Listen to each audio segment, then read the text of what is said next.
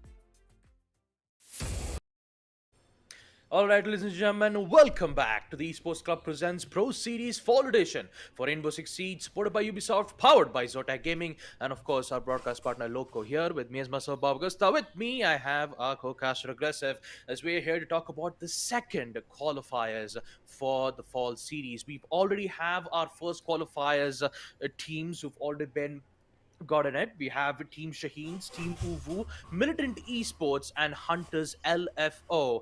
And now talking about the second qualifiers that we've had yesterday. Kira Esports versus Hunter Z. Kira Esports and Team Won't Stop Peaking have succeeded in the qualifiers. They are now in the playoffs, and now we're just waiting for the two teams, which is going to happen right now. Starting off the two matches that we have, it's Team North Star versus Phalanx and Team Mercenariez versus Airavath Esports, which will happen on 7:30 p.m. Aggressive, it's been a while. How are you doing, and what do you think about the matches? Honestly, I'm really excited for this one. Personally, in my eyes, I have to start highlighting exactly what the second game have in store for us. Mercenaries, they're the home crowd favorites. If they don't make it here over onto the playoffs for the Pro Series, you know all hell's gonna break loose. Underdogs are gonna be rising up to the challenge. Mercenaries have gone through multiple different roster changes as well. Poison no longer being there. Farthen's also not present. So the team's not gonna be looking as good as it did before. Yes, they have a lot of superstar talent, but again, we need to reiterate this. Siege is one of those games, even if you have one specific superstar, you're not going to be able to win unless your team play and coordination are up to that level. And Team Uwu, they showcased that to us in qualifiers number 1, considering how they were able to take the entire scene by storm. But as we head on down over towards the formats, checking out everything, qualifiers 1, we already talked about it. 4 teams have already made it there. And now we're looking at another 4 teams. 2 have already been present. 2 more will be getting through towards the playoffs. The last 2, though, will be the most interesting one, considering the first initial game will be North Star going up against Team Phalanx. Both teams we have a lot of hope for, but at the same time, from what we witnessed from Team Phalanx, they're much more of the, let's say, stronger and a bit more polished of a team in particular. But North Star, I want to see how they have developed from the Community Cup. Yep. Not only will they be fighting for a huge prize pool of. Okay, I do have to apologize for that. I kind of coughed my own way. I was just coughing at me again. Apologies. Not only are they here to fight the prize pool of 1,200 US dollars, they are here to fight for the points too. And talk about the prize pool breakdown. First place, just like I said, 1,200 US dollars. Second place, 600. Third place, 400. And last but not the least, fourth place will receive 300 US dollars. Not only will they be going away with a prize pool of 1,200 US dollars, they will also get a good prize, a point system for the SA Nationals. First place will receive 10 points. Second, third, and fourth will receive 8, 6th, and 4th, respectively. Fifth and sixth will have 2 points, and 7 to 8 having only 1 point. So for the teams who are currently in the playoffs, they're going to make sure that they would rack up the best points that they could ever have. So they'll definitely be aiming for the first and second place, that's for sure, for the third place for SA National Qualifiers point system. And also, I believe we should be able to take a look at the point system too. Hunters LFO, as usual, on the top place, claiming 20 points. Mercenaries, on the other hand, 16. Kira Esports on 12 points. Retrograde, Phalanx, and Shaheens, they have 8, 4, and 2. Won't Stop Peaking, Damn One Mia, Mahadi Esports, Shift W Esports, and Team Clickbait, they have 2 and 1 points respectively. Now, here's the main problem on the last 3 teams: Mahadi Esports, Shift W Esports, and Team Clickbait. Uh, Unfortunately, we don't get to see them in this qualifiers just yet. Although there is still some hopes for Team Phalanx and Mercenaries being the one that they have to qualify, or else there is high likely a chances where their positionings might get, down or all the way from 6 to 7, but at least they'll have a spot.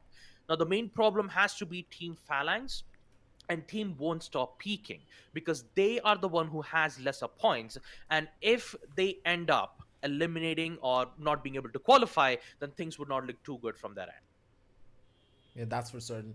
And again, we really do need to remind ourselves what's at stake here. You're going to the SA Nationals. And that is something that you just cannot give up. Not only are you fighting for your team's glory and as the glory of an individual player, you could get the title of being the best in a region. Now that is something. It's not the best in a country, it's the best in a region. That is a big title that is for you to uphold. And we know for a fact that the home favorites will be Hunters L4 and Mercenaries. We're expecting them to be at the very end, but with the Mercenaries roster being shaken up so drastically and their team play and coordination not looking as clean as you'd have hoped for, considering what we noticed in qualifiers number 1, we don't know what to expect in qualifiers number 2 coming out from them, and especially when you consider let's say underdogs such as Team Uwu showing out of absolutely nowhere and them showcasing the team play and proficiency that we didn't really even expect out of them. I'm very surprised. Anything could happen here in this entire matchup. And hey, Siege is something that is full of incredible wows, pizzazzes, and at the same time, you don't really know what could happen to either one of these teams. But what we do know is, of course, the map video screen. We're going to be jumping straight down over onto that, checking out exactly where we are going to be headed from both of these squads. And Clubhouse and Villa coming up right off the bat. Not really the biggest of surprises, considering they're the two most common maps that are usually picked up, with Villa being the one that gets generally banned out. The decider being Border, though, now that is the much more interesting pickup, I would say. Yeah, Clubhouse and Villa, although it's very standard and easier way for the teams to understand and correlate with their strategies, Border will be an interesting one to look at unless and until both of the teams have succeeded in their own map pick, or they would end up winning against their map pick. You know, there's always some certain chances where we do see North Star ended up losing their own map pick, but they would end up winning the opposition's map pick. There are some certain instances that had happened on recent events, but if I have to talk about performance that's been being made from Phalanx's end, Phalanx's strong map is Villa. We've seen Team Phalanx perform numerous amount of situations back in the summer season on or even on spring. We've seen Team Phalanx have a good control on map Villa. North Star, on the other hand, we could say the same thing too. They're great on attack. They love bringing in the fuse. The cluster charges is really great on a map Of like course. Clubhouse, especially on a site like Basement True, true, Church. true. And also, the biggest question has to be is if it does work out. Say if North Star did win map number 1, Team Phalanx win map number 2, the decider border is where we'd have a random encounters for both North Star and Phalanx. So it's always it's you could say our map with head to head battle, and we have no idea who's going to win it out. Anything could happen, honestly, on that end. But for now, though, at least, I think that Team Phalanx will be much more of the one we are looking forward to seeing, exactly considering their track record in their previous installments, especially in the previous Pro Series, and of course, coming forward over onto the Community Cup.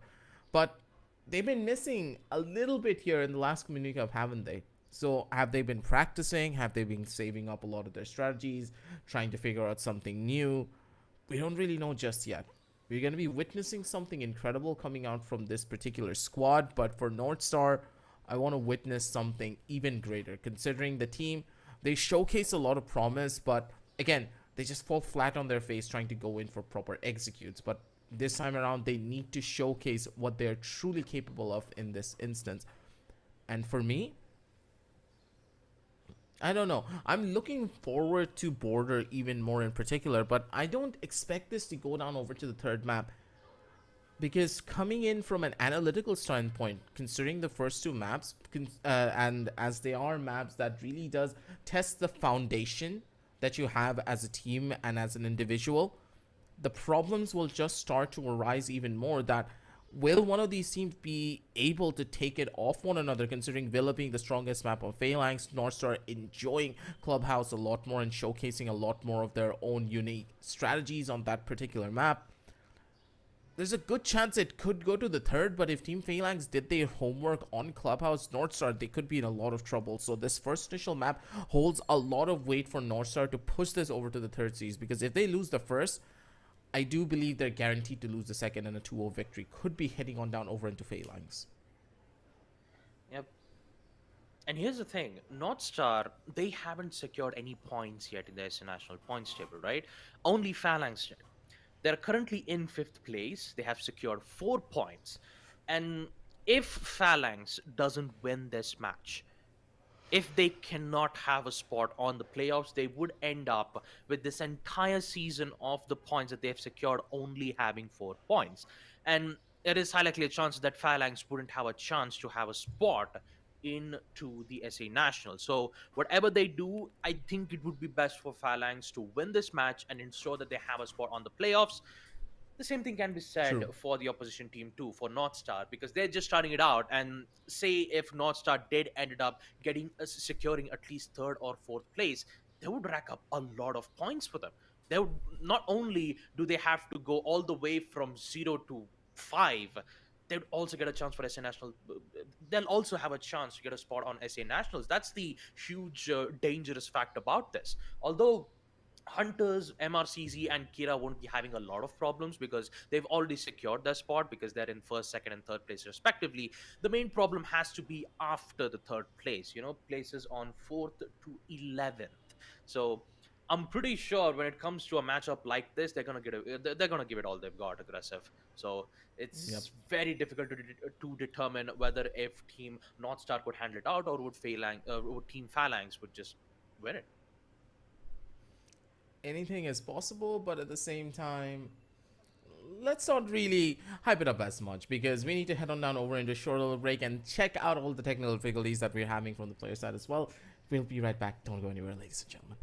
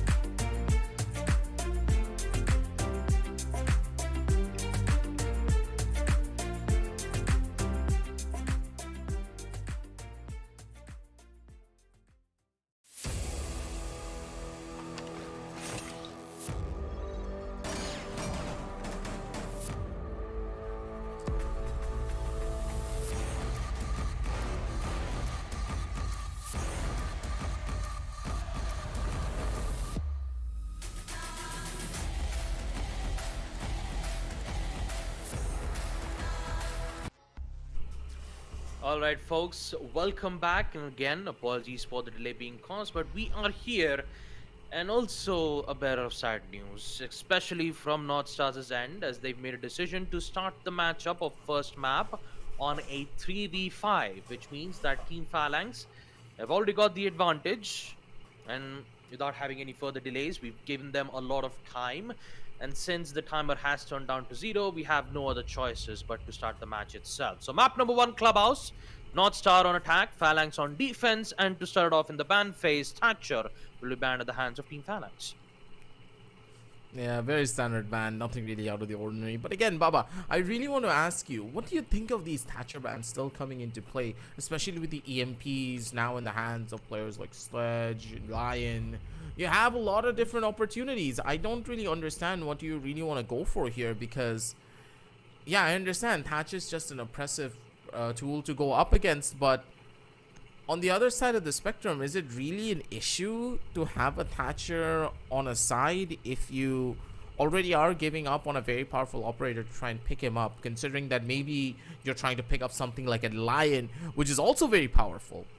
Think about it. I mean, the main problem about the secondary EMP gadget and Thatcher's EMP mainly has to do with range aggressive. So Thatcher's EMP has a huge range of 10 meters. Oryx So ban. any sing. Oh yeah, that's an interesting ban coming in from Phalanx's side. Oryx ban, but yeah, I don't know whether if it would help an Oryx ban. Maybe a Mira ban could have helped them, but all in all, for Team North Star, they're going to start the match off on a 3v5 situation, and for Team Seems Phalanx like a they would have all 4v4. their 5 of their players still available. Hussein is currently in North Star. I mean, he has to quit the match back so that Phalanx could join in back into the lobby, so that he could join in on Phalanx's team. So yeah, so currently we're just focusing on fixing that issue. And again, folks, we do have to apologize for the delay which has been caused. And yeah, I mean, we still have to ensure that everything is going smoothly for now. But yeah, resuming back the topic that you were asking for, aggressive, the main reason why Thatcher is still getting banned, I think mainly has to do with the meta not being changed. Yes, of course, in the previous meta, it was always about the LMGs, the Finca, the Adrenal Surge, which immediately help you to reduce the recoil from the weaponry itself. But now, since you have other weapons being buffed, you get to see Ash being played out, Zofia being brought out a lot, mainly because of the M7 assault rifle. There is Of no course. need for Finca of being brought into the fray, right? The only difference is the secondary EMP usage. Now, secondary EMPs, they're still being in good use, but like I said, it has to do with the range. The secondary EMP has like since it's the Thatcher's EMP deals like 10 meters range, the secondary EMP has like 5. So on a 5-meter range, you need to be very precise. You've got to understand exactly where that specific gadget is, and you've got to throw it in a way that you'd predict exactly where those gadgets are. So for secondary gadgets, you need to be very precise. Whereas on Thatcher, you really don't have to be precise at all. You just throw the EMP, and anything which is nearby the vicinity will get disabled nonetheless. That's how powerful Thatcher still is, and that's the main reason why he's still getting banned more often. That's what I'm guessing. So hopefully, in the next future months, maybe we could see a different change has been happening from the attacker side. But all in all, we don't get to see Thatcher not being banned on most of the time here, aggressive. Yeah, that's what's really bugging me as well. Considering that the changes made and the addition of that EMP was to try and make Thatcher a lot more playable, people would at least pick him up a lot more often, but that's not really the case here whatsoever. Problems just keep on arising in more ways than one.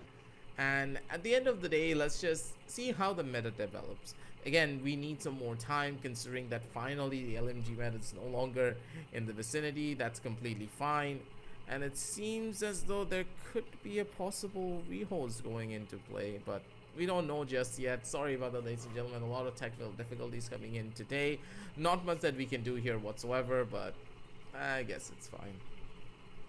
Yeah, well, basically, what happens is that when you rejoin the lobby, technically the game automatically decides to put you in on the blue side. So Hussein, I believe this issue can be fixed if Phalanx is on the blue side. So I think it shouldn't be much of a problem. But yeah, for now we just got to see what should be the admin side of things. But all in all, I know we started off on the wrong foot again, folks. Again, we do have to apologize for the amount of delays that's been causing around from the starting. I know we're supposed to start the matchup at 3:30, but yeah, it's already been 4, and we all know when it comes to connectivity issues on South APAC, it's a lot to take in. I mean, look at aggressive. Aggressive had a lot of issues when it comes to power cuts, right? Yeah, the Bangladesh power cut situation was just horrible. Now it's getting stabilized a little bit more considering how the government has been regulating everything. We're getting back slowly but surely. A lot of stuff has been happening, but esports has to go on. We're a growing scene, and at the same time, it's Rainbow-Six-Siege. Small, but it's very loving. The community tries its best to keep things going, and hey, we at the Esports Club, we're making sure to give you guys as many tournaments as we can, and to give you the action, and to make sure the players are having a good time as well on the server, to give us the entertainment that we are looking for. So hey, if you're looking for even more tournaments and a lot more fun, make sure to hit that like, hit that subscribe, and also hit that notification bell down below, because if you want us to create even more tournaments for you guys, and of course give you all the entertainment as well, make sure to follow us and make sure to support everyone from us over to our sponsors as well. Links down below in the description. Check out Zotac Gaming because they're lovely people. They're doing so much for the R6 community that we have to give them credit where credit is due. But again, Baba, going on back to the point that we are making about the Thatcher being banned out, we can understand that. But why the Oryx on the map of Clubhouse? Oryx, I could understand why he could be a nuisance if you're considering a basement side, but in general, to see an Oryx ban feels more like a targeted ban rather than anything else. I Yeah, I think so. Here's the thing: when it comes to Oryx specs, we've seen Oryx being used on map Oregon, and sometimes, very rarely and occasionally, on map Clubhouse. Not gonna lie, Oryx is a versatile operator when it comes to roaming, because you don't have to use stairs to go upstairs. You can just parkour your way all the way towards the hatches. So you can have instant access of second floor once you open up the hatch, and with the help of Rima dashes, you'll be able to open up entryways where you could go out from. So you could say it almost has the characteristics towards Caviera, because you could say Oryx is the new Cav. But the only difference between an Oryx and a Cav is that Oryx has good agility, whereas Caviera has good information. So both of them both of them works hand in hand. The Cav, once she gets a down on certain operator, she would be able to get a lot of information from her end. Whereas if you have Oryx, you just have to be more agile and make sure that you'll be able to quickly rotate and get those kills. And especially with a weapon like T5 SMG, it's a very good gun for an Oryx. So I believe the main reason why that they had to ban Oryx is mainly because Team Phalanx wants to play shield operators, because Oryx, once he uses the Rima dashes, he'll be able to stun the shield operators like Blitz and Montaigne. So if they want to make a decision to go in for a smoke plant, maybe they want to ensure that they would, use the Montaigne or Blitz to ensure that they could continue their aggression. That's what I'm thinking. I don't know why the main reason Team Phalanx have banned the Oryx, but I'm just guessing at this point, folks.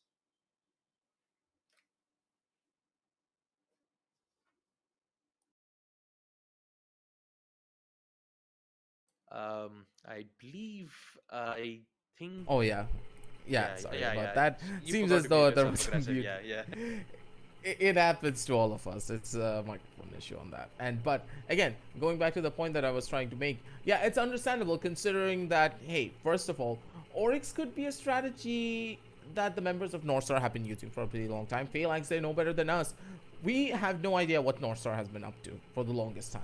But Team Phalanx, they could have scrimmed them quite often, and the Oryx could have been a very prominent pickup for them in those scrim environments. Maybe the members of North Star, they were trying to mislead Team Phalanx in a couple of different ways. Again, the meta has evolved in such a way now, especially in this current situation, Secondary gadgets are a little bit weaker, and a lot of different operators don't have the strength of the secondary gadgets that they did before, especially on the attacking side. Grenades have been shifted in and out. The Gong 6 is no longer going to be present as well, and a lot of different operators. So the shields are just so much more versatile and a lot more powerful. And in a way, the Oryx just adds a bit more of that roam potential that Northstar could have had for the defensive side, understanding that they have completely banned it out. And again, Jackal's also not present. Jackal, one of the strongest counters for an Oryx, is also not that prominent anymore. And with all of these factors coming into play, things will be a bit more interesting to say the very least, because again, Kaid is still open. And as long as Kaid is present, you know that it's going to be a massive problem to get those hatches open, unless you have something to block out those claws. And you could say that there is a high rise of Osa being played on attack, mainly because she has the secondary gadget True. EMP. So with the help of the bulletproof shield, she'll be able to hold a really good angle, and plus with the help of EMP, she'll be able to disable any electronic gadget that's been displayed around, especially on second first CCTV. Now you can just even though you know exactly where the Kaid Electroclaw is, you can just use your EMP gadgets, the secondary EMP gadget, throw at that specific spot, disable it, and just open up the wall. You don't have to worry about, using Twitch's shock drone to just, go through the drone hole and remove it, or use a certain explosive utility, or maybe, who knows, get control on Garage Catwalk or on Window. All you gotta do is just one single Pokeball to just throw on towards the wall of CCTV, disable the gadget, and open up the wall. It's as simple as that. That's how True. powerful EMP gadget is. Even though if it's secondary, it is still powerful, even and also a very huge counter for Kaid. So the only main problem of it is that we haven't seen some teams trying to implement it. They're still using the same strategies as they've been using it for a very long time. Maverick Yeah, the grenade still has the strategy is breaching also really torch, powerful. doesn't have the grenade. Yeah, even the frag grenade has just reduced a lot of impact towards it, right? It has a huge back then it had a huge radius of 5 meters, and now it's just reduced to, I believe it's 2.5 or 3 meters. So if you gotta cook your nade, you've gotta make it precisely at the right place. So got to be worried about that. But yeah, enough about that, folks. I know we talked all about the game, but now we're just heading back to map number 1. We took a lot of time, and for that, I hope most of the problems have been fixed from both Northstar and Phalanx's side. So every single player on the side of Yep, Northstar is everyone's ready. here. So does Phalanx. So let's not waste any time and proceed with round number 1. Second floor gym and bedroom will be the site. And without any further ado, let the games begin. Ooh, mirrors open up as well, so this could be very interesting. Gym and bedroom, one of those sides that the mirror can just get so much value out of. Plus, it's one of the sidelines that we don't really see often, being the first initial site as well. Again, a lot of teams have that preference of going into CCTV or basement right off the bat, considering how much easier it's to hold a lot of the different sightlines that the attackers can go in from. It lets you feel out the entire map, understand how your opposition is playing. Then you start picking up gym and bedroom, considering you know a little bit more of the tendencies of your opposition. But in this situation, Phalanx, they're making things a bit more interesting as well here.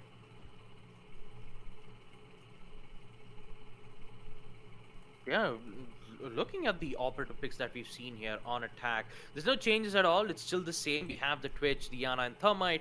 And on the side of defense, Devastating with the Mute, Guy with Audacity with the Mira, Sheriff with Alibi, and the double utility denial, Jaeger and Vomai. Both of them will be played from Hercules and Hussein.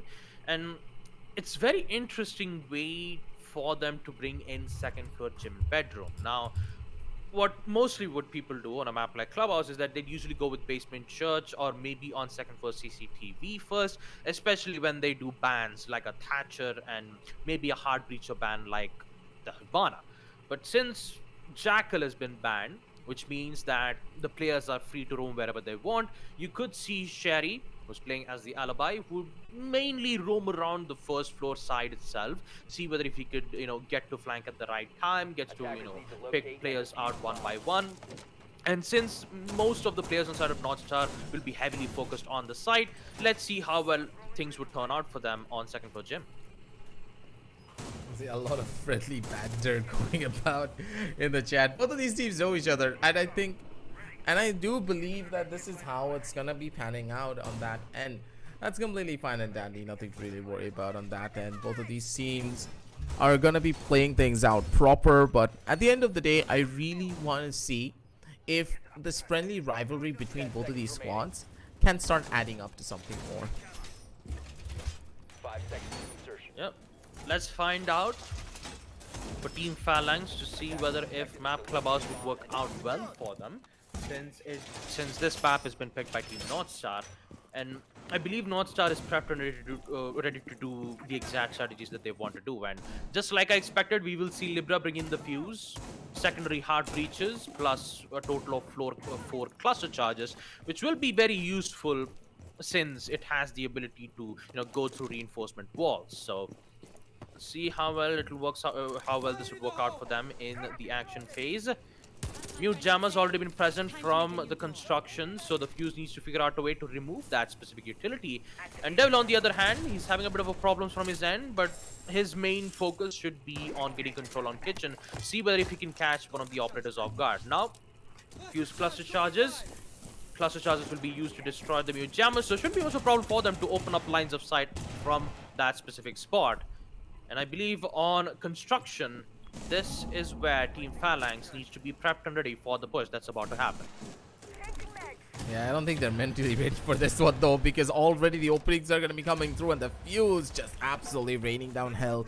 We already know that North Star, they love to pick up that fuse and be an absolute nuisance, but slowing things down is not one of their fortes as well from time to time. They're not really trying to take a lot of the map control away. They're slowly trying to utilize all of their utility that they can to clear out a lot of the different holes that the defenders could go in for. It's dangerous and Libra gets away with it. What was that kill? Was that a C4? I think it was a cluster charge from Libra who did get that first kill, Oh. but the gunfight still continues, and they have, it's E404 is playing as the Hibana, who will still end up getting most of the kills, but he still have Devastating with the SMG-11. So low on HP, and somehow Hussein still survives in that particular spot. And if he lose the control on Bathroom's end, it's all game over for Phalanx. They're not looking that hot right now. And if we don't see something different coming out from them soon enough, things could just get a bit more dicey on there. And they need to open up this construction wall. But soon enough, as it does get opened in, this entry is just not going to be simple either way. An upside down rappel coming in from Libra to try and maybe get some information off onto construction. The Gemini clearing out the front side of cash room. They need to work their way up soon enough. With only 30 seconds left, they don't have much time to dilly-dally here anymore. They're waiting for the defenders to give them that first initial advantage and a peek, but it's just not gonna happen. Coming in from logistics, that's the one. But still holding in from bathroom and gym. They have so many different avenues that they need to clear, but the defenders are still at a massive disadvantage considering the position's devastating. Such a cheeky angle to hold. Hussein's gonna be able to shut down E404. C4 in hand, straight up to the face. Devil with 1 HP, not gonna be the one to survive, but still finds a kill regardless. Good shots, good plays, both of them at 1 HP. Does he know the position? Does he know the hold? The timing is everything. But he survives at the end of the day. Beautifully done from Hussein to play the time to perfection. And with that, they hold and they survive. The side of Phalanx, that round was not clean whatsoever. Yep, it wasn't clean at all. Such close encounters from Hussein right there. So low on HP, even Devil thought that he would stay on the bathroom side, but unfortunately he had rotated out at the right time and did ended up getting a very important win on defense. Second for Jim, a risky side, but in the end, that risk will give its reward. And now they got to focus on the other side, which will be on second floor CCTV and cash room. We'll see Hussein bring in the Izami this time, which in fact will give a lot of protection towards Garage Catwalk, knowing that you have to deal with multiple amount of Kiba barriers, the my magnets, and of course you even have the ADSs that would give a lot of protection and fortification towards that one specific spot. They need to worry about so much in these instances. But hey, You do see the pickups being a bit more versatile as they're heading on down over into cash room, with Nomad getting picked up in this instance. Now, I would understand picking up the Nomad if the site is towards basement, but for CCTV and a Nomad pickup, what kind of an attack plan are the members of North Star going in for? Because this could be either the biggest brain play or could be the most questionable one, because Nomad and the air jabs wouldn't really get a lot of value on this particular site now, would it? You can stop worrying about grenades now. Yeah, I believe if, even bringing with the Nomad, it's very good when it comes to, delaying or denying the run out, which will be usually made on garage side and also from the stocks' end. But North Star, they could just get, yeah, they could go for C4s too. I mean, Claymore. yeah, Claymore. They could go for Claymores. They still have two of them, but the main problem of Claymores is that you still get to see that, the huge red line that you see from it. And whereas when it comes to an air jab, you just hear the only sounds from it and need to detect exactly where that one specific utility is. So it is a powerful tool nonetheless to deny any roamers. And even though if they do get to use the impact nades, it will just be denied nonetheless. So EMPs used from the sledge, breach being done on CCTV, quicker than usual, no problems at all. And Hussein, he's already been tagged a lot, 10 HP.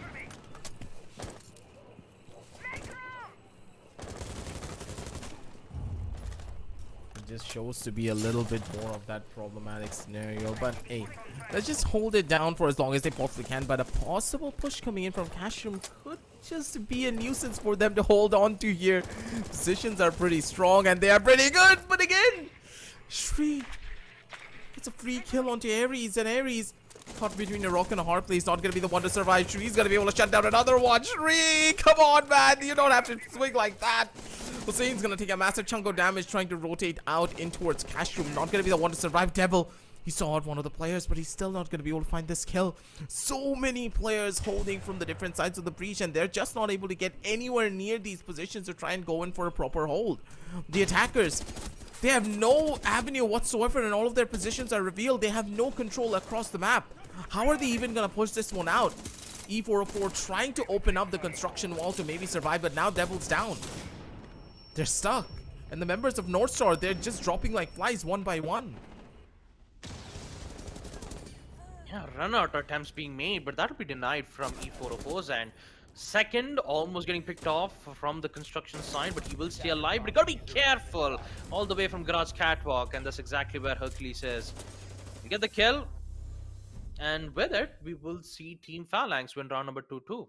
Not a lot of problems for them, and with the good placements that they've made all the way towards Garage Catwalk, it's a good thing that we'd be able to see them, bring in a lot of work, that's been brought into them, even with the huge changes being made from the secondary EMPs. And yeah, I do have to rectify the range that we've seen from that I talked about EMP. I said Thatcher's EMP has 10 meters.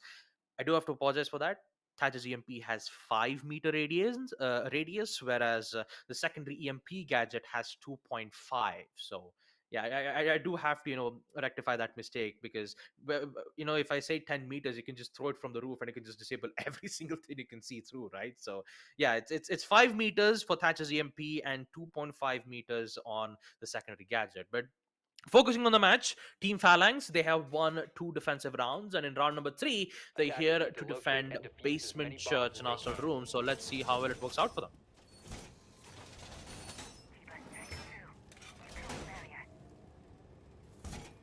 Most interesting fact of all of this will be how they want to approach the side of Basement. Again, Basement, not one of the easier sides to take over, considering how much of a roam clear you have to do. You don't just have to clear the second floor. You need to go down to the first, completely clear our first floor, and then you can start working on towards the hatch of kitchen. Normally, how long does this take, Baba, if a team is playing the roams perfectly? 2 minutes? 2 minutes is a guarantee. It's a bare minimum amount of time that you need to spend. And at that stage, what? You have only 40 seconds, 45 seconds left for an execution? What are you going to do in those kind of scenarios? you're just stuck. You have nothing more to do to try and survive that type of a play. And in this sense, I really am hoping that the members of Phalanx are able to play those roams properly here on these basement floors. If they're able to take this site away, consider something, Wawa. They're in an easy feat to try and take a possible 6-0 already. Because from what we have seen, their CCTV cash room and their gym hold is absolutely beautiful. But in this instance, there seems to be only one player going in for the roam clear, and the kitchen control is being established as fast as they possibly can. Considering the different sightlines already being made, they know for a fact that one person's playing on the roam on that second floor. They need to clear that first before entering down over onto kitchen.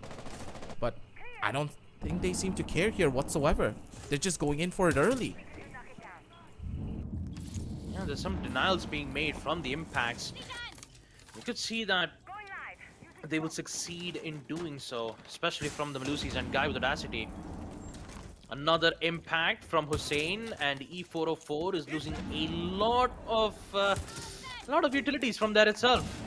Not a lot of impacts left as of now, which means that they'll be able to at least open it up. No, never mind. You still have one more from Sherry's end.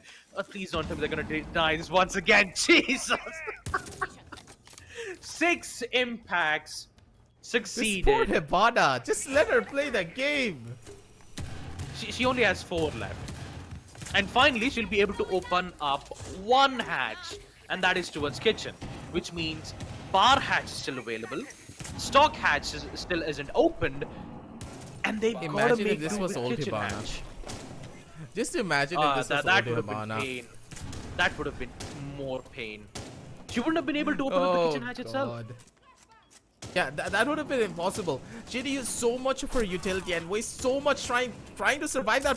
How are you going to entry onto the site again? You wasted so much time, and the defenders played that so beautifully with each and every impact done beautiful, and the maestro Hussein doing God's work over from the side, and Phalanx, they're just running away with this. He just cannot survive them at all. E404 trying to be a dangerous player of his own. The guy with Audacity gets taken down as well over from the side, and E404 doing the damage that he can. The guy not only opens up the hatches, but he also gets the kills. Shuts it down over to a 2 versus 3 situation, but with only 20 seconds left, he needs to do God's work. Even more kills over to be found here. They need to make the entry, but they have no information to try and find this. 15 seconds left. Push comes in from the side. Hussein's gonna be able to shut down another one. The final kill goes over to the SMG. It's all done. It's all dusted. And the members of Phalanx, their defense looks absolutely immaculate.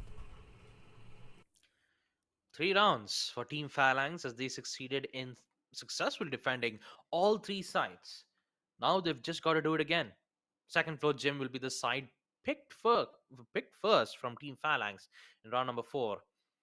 Although this round was a bit too shaky, mainly because North Star had the major advantage when it comes to man count, that deployable shield placements which was being placed from the master bedroom side had a bit of an advantage towards the defensive side.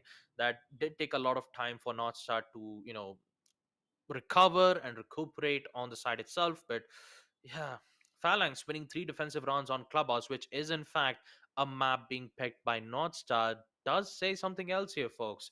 Already 3 round wins on defense. Phalanx is looking very strong.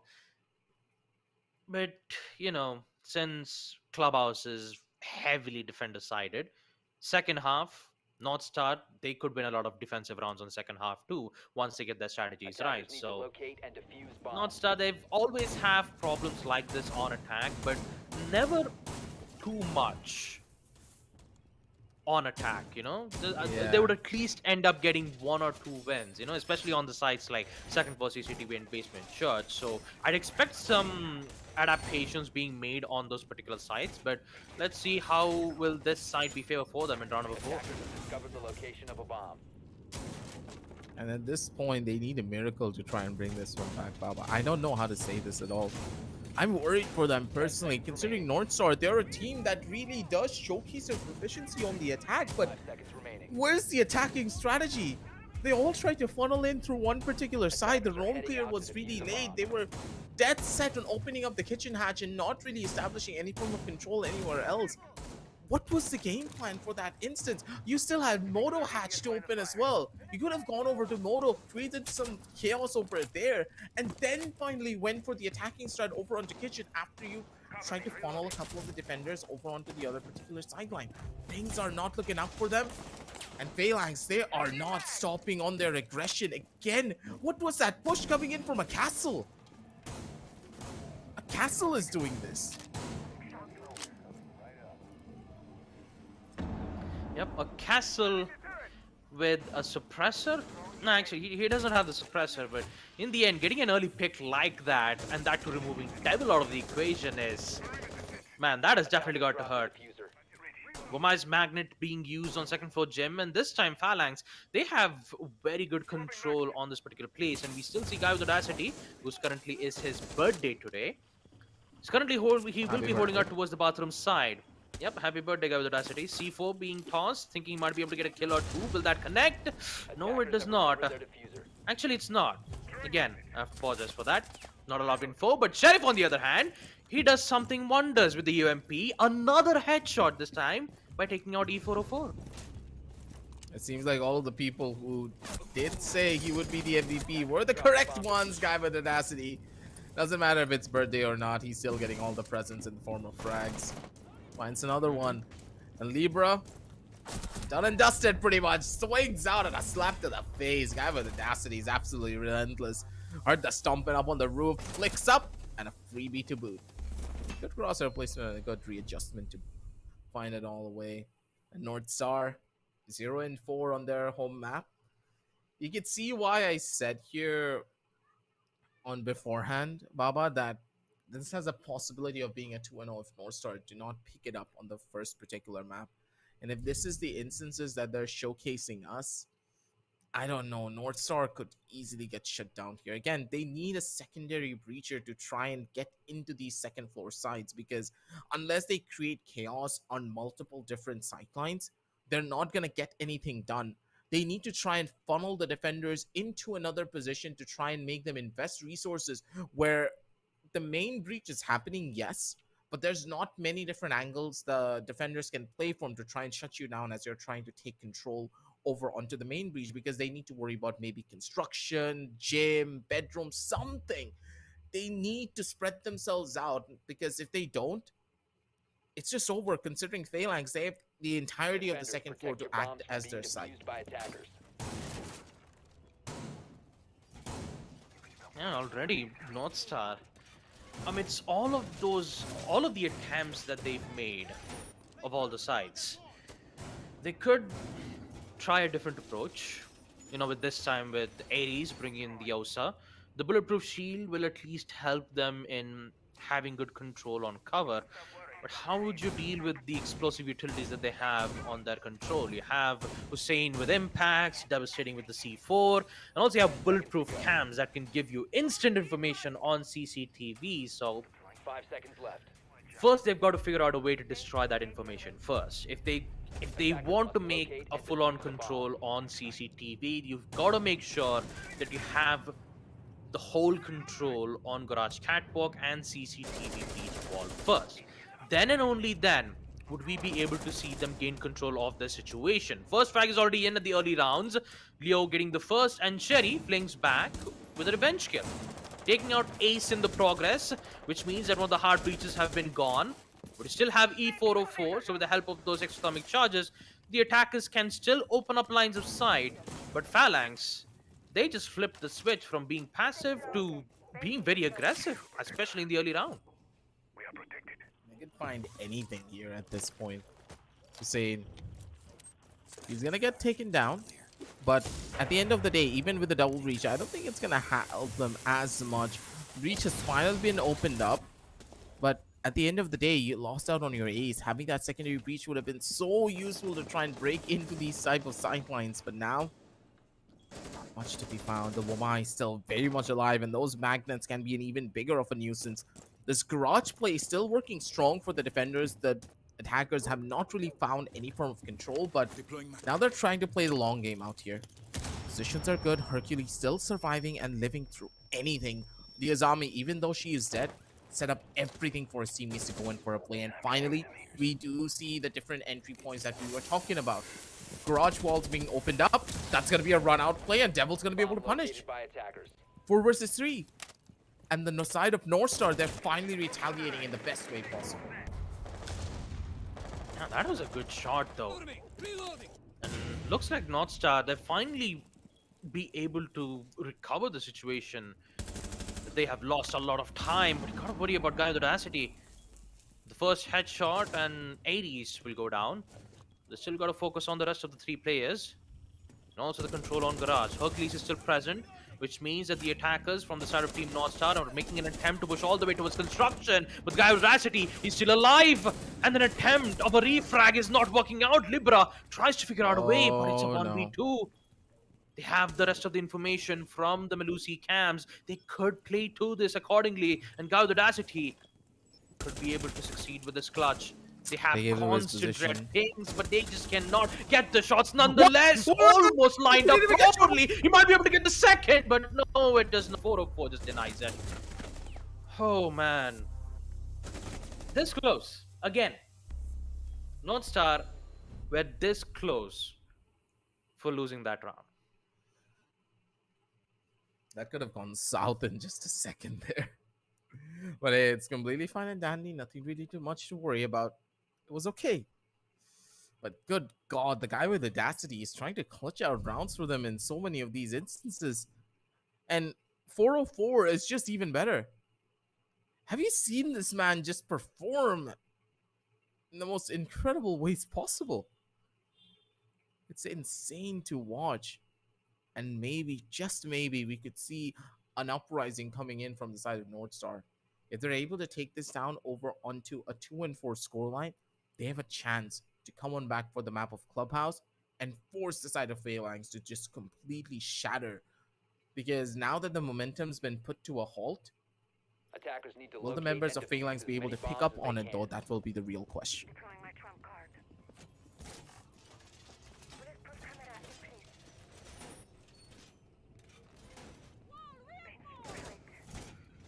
Here comes the final half of round number 6.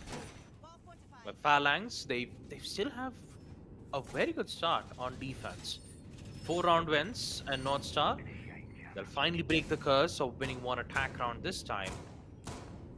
Round number 6 is where we might be able to see Team Phalanx end things off on a 5-1, 10 seconds to go. or we could see North Star fling back and win this one out as well, because Phalanx, they're back on the same side, second floor CCTV. Attackers' objective is to locate a bomb and defuse it. Attackers drop the Although diffuser. they were this close of winning that 1v2 from Attackers recovered the diffuser. Guy with Audacity, who was about to make that 1v2 clutch, there were some certain issues that Phalanx should have been careful about, especially that initial run out that both Hussein and Sherry made. They did get the refrag back, they did get to remove the ace, but once they've realized that both of the defenders were playing on the first floor, they decided to, push things out a lot on the construction side itself and took care of that situation as best as possible. So, there you go. Breach has been done on second floor CCTV wall with the help of the secondary EMP. And now, the only thing that they gotta do is just be careful, Hercules. You gotta be careful, my man, mainly because there's a bulletproof shield. Ares just patiently waiting for you to make a mistake. So the only thing that he can do is to ensure that he would not arrive at that line of sight, and he's got to find another way to do this. It didn't happen in any way, shape, or form. But again, Hercules gotta chill. He has to wait. He's been going in for the same strat a little bit too much, trying to hold down Garage. I understand it's one of the strongest holds, but you need to play it in a much more of a different light. Otherwise, things could go horribly wrong. And Hussein? Oh, Hello? geez. Who does that? He's Hussein still going does. in for it. Why? Still does. There's 2 bulletproof shields from CCTV. It could have been better if they had at least a single explosive utility, but man, this is going to hurt a lot, and I think it would be best to not contest that CCTV wall. 80s gets 1 more. Meanwhile, Leo gets picked out, but in the end, it's Team Phalanx who has the major disadvantage, mainly because they kept peeking towards CCTV balcony. They have good control, they have good cover, mainly because of that bulletproof shield. And I think it would be best to just play this patiently and just play according to time. 50 seconds. Second floor gym control at the hands of North Star, and they're still making an effort to push this and ensure that they would get the win. But Cancellation Cherry says otherwise. 2 players left from North Star. Ace and Libra needs to do something about this. They don't have a second breach utility or an explosive utility to go from, and Phalanx gets away with a win by holding their ground on CCTV by accidentally killing his own teammate too in the process. 5-1 will be the score line for Team Phalanx to end things off in the first half. And now this is where we get to see whether Team Phalanx can do the same on attack 2 in round number 7. It's very surprising, though, to say the very least.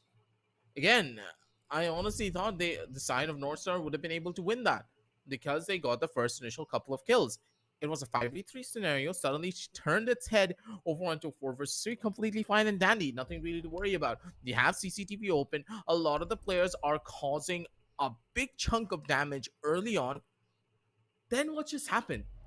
You know for a fact that someone's holding from garage. You don't try to drone out garage. You don't try to use any of your own explosive utility to force the Wamai into a very uncomfortable position. You just give up garage control. You're not pushing in from construction. You already invested a bunch of utility to try and break into garage. Attackers need to locate and defuse as many bombs as they What's can. the game plan here? Nothing. The side of North Star, they just left so much to be desired for. They're trying to fight for map control, but they're not really doing anything if they establish some. They're like, oh, we get 2 kills on CCTV. Maybe we can entry from CCTV. They just started holding and waiting for the attackers, waiting for the defenders, sorry, to go in for even more pushes. You don't wait for your opposition to make a mistake. You force them to make one. 10 seconds remaining. And in this situation, North Star, they just did such a massive blunder. If they had a 4-2 scoreline, I would personally say they would have an opportunity to survive. But here, Attackers must locate even and if defuse the it's bomb. a 4 versus 5 situation, unless North Star create a miracle here as well by getting 2 early pickups, Phalanx could walk away with it.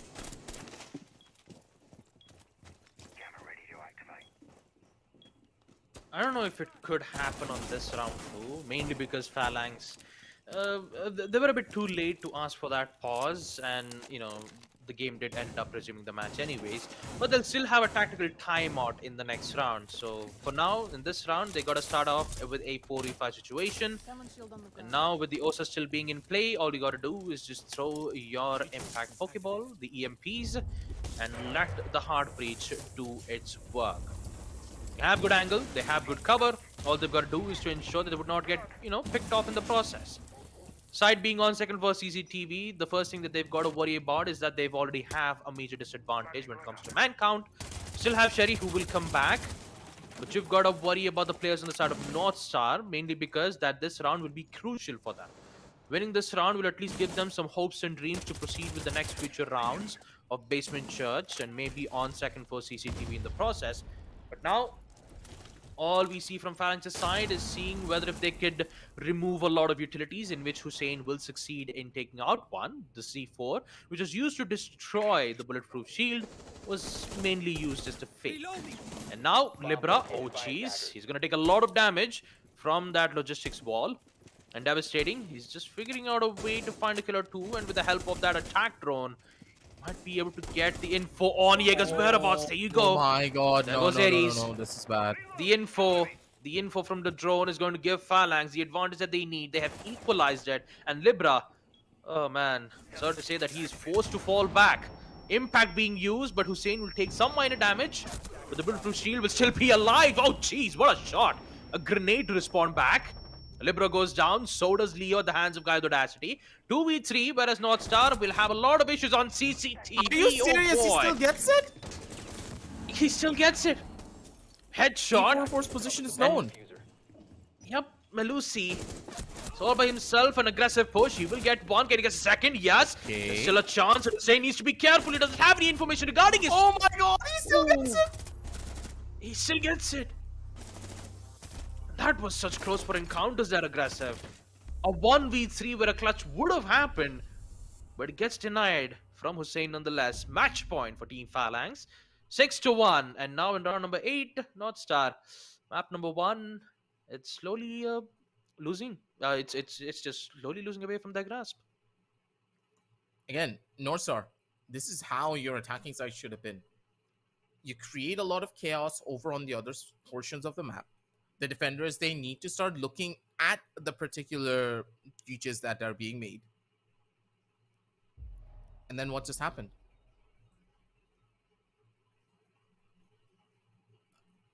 I'm just very surprised, to say the very least, because at the end of the day, this is not how the members of Northstar should be playing, and this is not how they normally play as well. I'm just honestly baffled by what's really going on the side of Northstar. Is that a communication gap? Is the team just not feeling that well, or are they having a bad day? Because we've seen them perform against Phalanx in the past, but Phalanx are just completely bodying them here in this instance. Their team play and coordination are in a lot more of a, let's say, fashion manner. They're able to play in the most perfect way as a squad and as a unit. But for North Star, they're trying to play as individuals and as a team, but their strategies are just non-existent. There needs to be something of a strategic difference.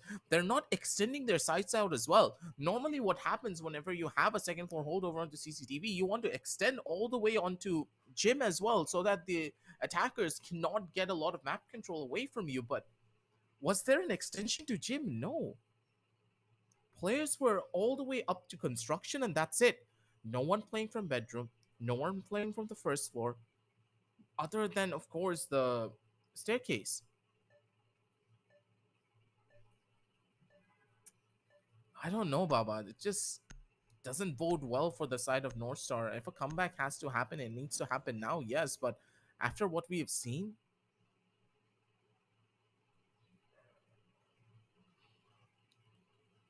don't know just yet.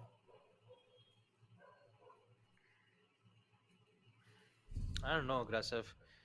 The amount of rounds that we've seen from Phalanx that have won are just it's pure brute force in the execution wise, right? On defense, the whole first half that we've seen, all the way from round number 1 to round number 6, they have won every single defensive round. And even with the first round where Hussein was the last man standing, they were low on HP, they have somehow won second floor gym control. Now winning second floor gym for defense is huge, especially for Phalanx, because they won it twice. But for North Star, this was a 5v4 disadvantage. And they have even lost that 5v4 disadvantage too at the hands of Team Phalanx. So this clearly says something. North Star, I believe the main reason why that they're slowly losing their grasp mainly has to do with the way how they play accordingly, right? Because like you saw from the Jaeger was playing all the way towards the bathroom side. He gets detected from the attack drone. Next thing you know, he gets picked out. Second, there's a player playing on construction. Construction guy needs to worry about the window side and also on the wall, which is connected towards logistics. So you could say that the players on the side of North Star, aka the Roamers, they were trying to play it individually rather than playing it from side to side. You know, it could have been best if they could have just play it with the trade games, play it with the Jaeger accordingly and see whether if they can find a kill or two, see whether if they can get an important picks. 5 seconds left. Taking out the fraggers first could have helped them in succeeding most of their situations, but all in all, it's up to their preference. North Star, they've tried to hold their ground from CCTV. They made some extended roam all the way to a second floor gym, but in the end, Phalanx, they've managed to secure their round by challenging and winning most of their gunfights. And looking at the scoreboard itself here, aggressive, it's 6-1. North Star has to win 5 rounds back to back, and all Phalanx needs to do is just win a single round on attack. Is a single round even possible? It's just, I mean, I don't know.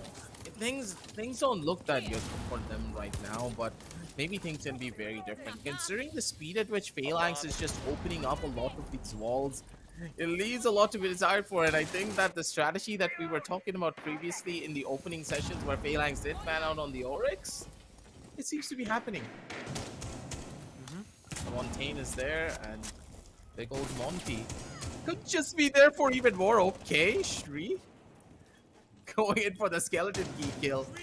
Does deal a good chunk of damage over into the face of Libra, but that's it. They're able to survive, they're able to hold. And North Star, how do you want to take this fight against them? The Buck, being an absolute nuisance, opened up the entire flooring of Kitchen, mind you, to try and find a kill, and they had to give up the entire thing. There's no one on towards Armory. Sorry, Arsenal. Yeah, you can see how Team Phalanx are just slowly progressing towards the side. They've already have control on tunnels, they've even got control on kitchen, and they've also got the first pick control too at the hands of Devastating. Removing out Ares, Hussein doesn't have to worry about anything at this moment because you're playing as the Montaigne, the mountain that's going to provide a lot of problems, but you forgot about Leo and a 404. Oh no. Less information is going to cause Northstar to get the advantage on a 4v2 and Hercules. You gotta be careful about that, my bro. We'll get one. No, he won't be able to get the second though. And Phalanx, I gotta say, you could have thoroughly droned it properly, guys. Come on. I think they got a little bit too overzealous right there. Yeah, they got too overexcited. I gotta give them that. I mean, they got tunnel control, they got kitchen, but you forgot to get control on main stairs where they could have just ended up removing 2 players out, just like that, right? Oh no. 1v2, Sherry, gotta be careful though. There is a likely chance where this could happen. And Sherry might be able to put this round back on track. The default cams will be destroyed, but it doesn't have a lot of time to begin with. Might be able to get this one kill. Oh, misses the chance, but he still gets the headshot. 1v1. Not a lot of time left. Sprints away, and Leo gets it. Leo will get it, and they'll give North Star the winner. Orthodox position to hold as well. And also, they were just standing out in the open. I'm not gonna lie. I'm not gonna lie. Phalanx, you should have thoroughly droned it, guys. Come on. Yeah, I think they got way too excited. Thoroughly... This was just a mistake. Yeah, they should have focused on the hallways. You know, make at least one of the guys focus on main stairs. You know, you gotta give protection to the Montaigne. I mean, he's a mountain. He can give you info, but he cannot shoot back. He's the biggest defense, right? The best offense is defense. And that's what Montaigne delivers it to you. It's rough. But I guess we can just chalk it up to them being a little bit too overexcited to close things out. But for North Star, they finally have a round to work with. And with this, they're able to just, settle in a much more of a proper manner. They'll be like, hey, we got this first initial round, and this one round could just snowball us into multiple more. But I really do have to say, defensively, they've set up their proper hold. They knew when to head back out of those different sites, and they gave up Arsenal room. That's completely fine and dandy because their hold onto Church was just a lot better. They set up stank lines from Church over onto Arsenal. Any players who were dropping in, any players who were being a bit over aggressive from Arsenal room could easily get caught out. Perfectly done to go in for those type of retakes, but they left a lot to be desired for when it came down to the roams. Normally, whenever you are playing down over onto the basement, the roams are the most important part of that site, and I did not see that coming in from Northstar. Hopefully, they're going to be able to just come through a little bit stronger at the end of the day, because if they don't, this one particular site could just easily turn tables for them.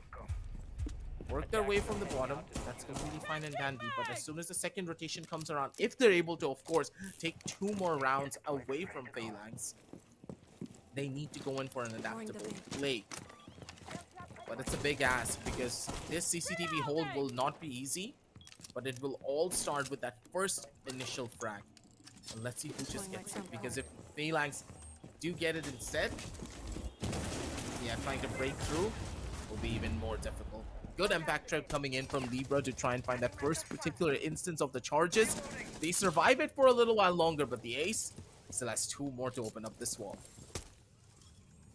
Reloading. Yeah, you still have 2 more impacts to worry about, and let's not forget, Rook has a major change in his ability. So if one of the players gets down, they can revive themselves back up with the power of its stab. So we have the Rook's armor metals to ensure that they have another fighting chance.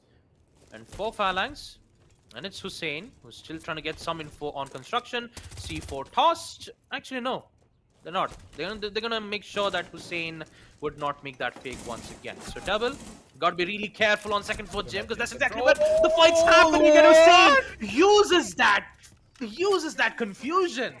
My goodness, what a smart way to use it off. But in the end, a trade out will happen nonetheless. And also, they've still got to focus on opening up the walls on CCTV, so they'll make a different attempt by having a different method of push, this time all the way towards construction. But on the bright side, for North Star, they don't have to focus on any pushes happening from second floor. They just have to focus on construction instead. Missing traces thermotech. That has got to be the biggest breach I've ever seen Airavath make. All 3 charges over onto one side, completely breaking out the wall. Swapping mags. And with that, they finally have the entirety of Cash Room opened up. That's the first particular instant they need to worry about. Libra gonna be a dangerous one. The Y back that's straight up on the top. Those flashes are still gonna hit. That's a catch, and someone else is gonna get put into a bag. Aries still living through all of it, gets caught out over from the CCTV wall. What's happening here? The defender's still getting away with this. A404 shuts down 2 players and Hercules. He's now up for the count, and it's all up to Devastating. North Star. Seems as though the defensive side is where their real strength lies. The team, Device detonated. they're performing in more ways than one. The air jab catches out one of the players. Small bouts of information being given over to Devastating. He knows exactly where the last 2 defenders 15 are, seconds to holding go. from the side of Cash Room. And of course CCTV, but with this position coming into play, one on the close corner, he does find the kill over onto one. But he does he know? He needs to know! No, armor plate. Oh, he gets it. Oh, jeez. Okay. Oh god, that was too close for comfort. Wait. Didn't the Jaeger had the armor plate? He could have revived. Yeah, that's what I was saying. The revive should have gone through. I was very confused. Or did the Jaeger not pick up an armor plate for himself? Yeah, didn't the Jaeger pick up the armor plate? Is that the reason why Hercules couldn't get up?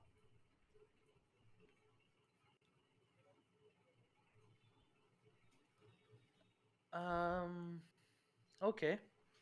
All right. I think there's a lot that meets to the eye when it comes to the armor panel. But yeah, all in all, in the end, it will be Team Phalanx who will end up winning it out 7-2.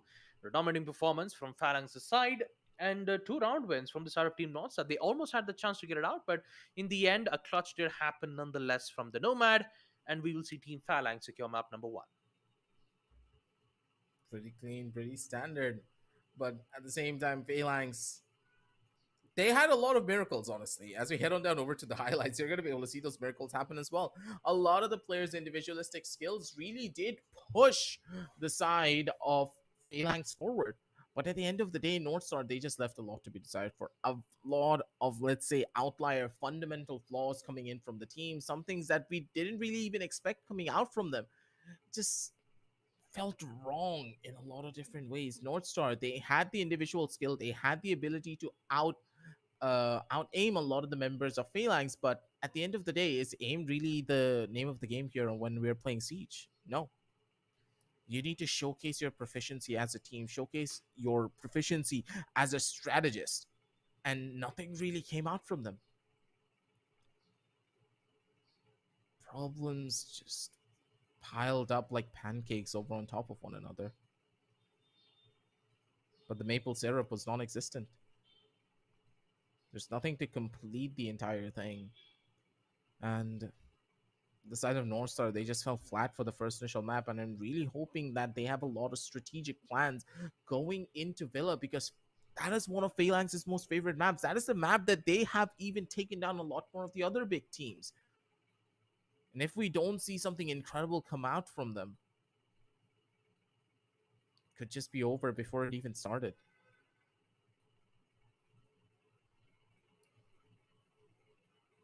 Yeah, for Phalanx, winning their first map on Clubhouse clearly cements their ground on winning Villa 2 because it's their map pick, right? Map number 2 Villa. There are some certain instances where North Star could also win map Villa 2, so decider can happen on border. But at this point, the amount of plays that we've seen here for the past first and second half, Phalanx got control on both defense as well as on offense. Sure, there were some situations where they did go a lot aggressive on certain situations, but in the end, Phalanx did ended up getting their win nonetheless. So it's a good, it's a job well done for them, right? Apparently, the rook buffs are not here yet. It's coming in the Oh, mid okay. patch. All right, all That right. explains it. That explains it. Yep. I got way too excited. Maybe because I didn't read through the patch notes properly yet. But I did hear I did heard a lot of news about Rook getting his a buff coming in. But I think yeah, my bad guys, It's my bad. completely fine. It's completely fine on that. And we all make mistakes when it comes down to patch notes. They tease so much about a certain character being buffed, being changed, and that's going to be a massive update for Rook. Just think about it.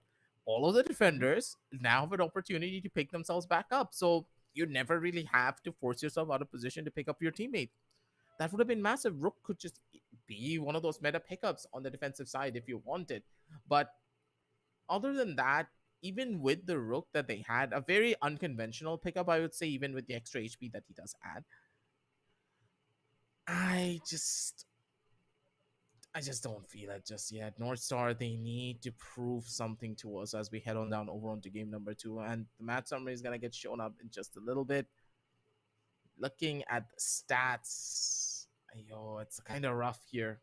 They are showcasing a lot of high cost percentages coming in from E404, but for everyone else, it's not looking that good. Yeah, it really isn't. Although, if you have to talk about the scoreboards itself, E404 on the top of the leaderboards, 10 kills, 87% cost. Meanwhile, on the side of Phalanx, Sherry on the top, 12 kills, 93% cost, and 3 initial kills, having an EPS of 1.02. Phalanx, 72.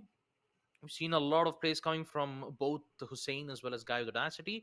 And on the side of North Star, we did get to see a Devil make great attempts on getting the recovery back, but when it comes to initial frag outs, he did get picked out quite a lot from Hercules' end. So it's interesting about Hercules is that he has 100% cost of that too, but he's still on the bottom of the leaderboard. So you just cannot expect such statistics like this, right? Aggressive. Sometimes you see, a lot of great memorable plays being made from either of the teams. Sometimes they'd be in the top of the leaderboard, sometimes they'd be from below, but it's the support that matters. And Devastating and Hercules did a fantastic job on playing accordingly with the team. So map number 1 will be at the hands of Team Phalanx, securing 72 on map Clubhouse. And now map number 2 Villa will come in next to determine if Team Phalanx will be securing their spot into the playoffs, or would we get to see decide the border? Anything is possible here. We just have to wait and see what Villa has in store for us. I'm really excited for this one in particular because Villa, we could just be witnessing Team Phalanx showcasing their dominance once more, or from the other side of the spectrum, we are going to be heading on down over into a short little break, so you never really know what the members of North Star have in store for us. But what we do have in store for you, ladies and gentlemen, are a couple of ads and a couple of words from our sponsors. So don't go anywhere. We'll be right back.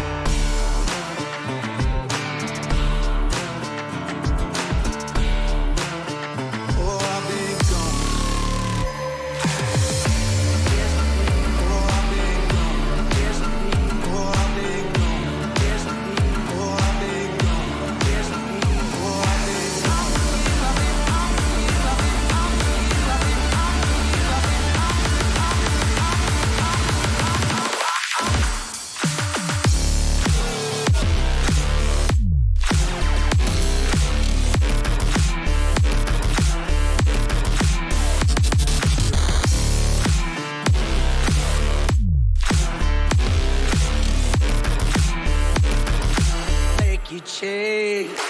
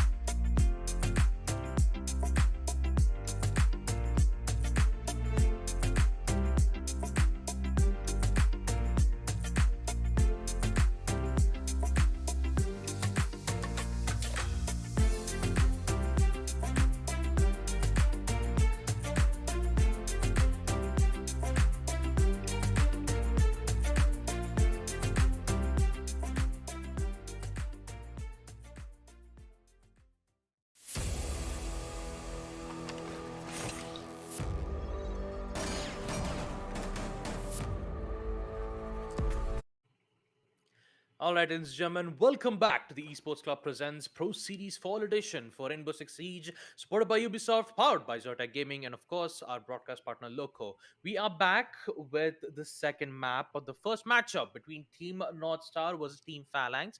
Team Phalanx has succeeded in winning map number one on a 7-3 scoreline. Actually, no, it's a 7-2. 7-2. 7 rounds at the hands of Team Phalanx and 2 round wins at the hands of Team North Star. And now, with the first map coming to an end, we are resuming round number two, which will be on Villa. Team Phalanx's map pick. They're the ones who are going to go on defense, whereas North Star on attack. So aggressive.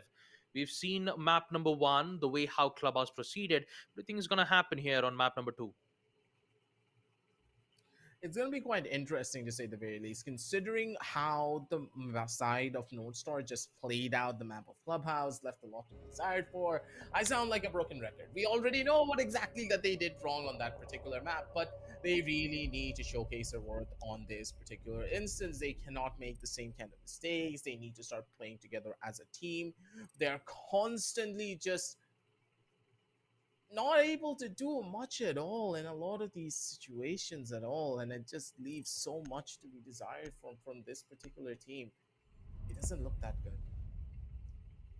and unless we see something completely different coming out from the team where they take map control from different portions of the map, force the defenders into just utilizing utility on another particular sight line. Maybe if you're pushing in from 90, there's a play from astronomy causing a little bit of noise with, and in that sense the players from trophy will have to look towards astronomy, correct? They need to send someone to astronomy, making the defensive holds over onto 90 a lot more difficult to try and get away from. Then your drones can get a lot more information without getting punished. The players behind the drones can push in. It's just bare bones basic siege. And the side of North Star, they're failing in exactly that. While Phalanx, they're just punishing those mistakes and those gaps left by North Star's attack or their defense. And I'm really hoping that in this instant, their attacking strategies will be a lot more sound.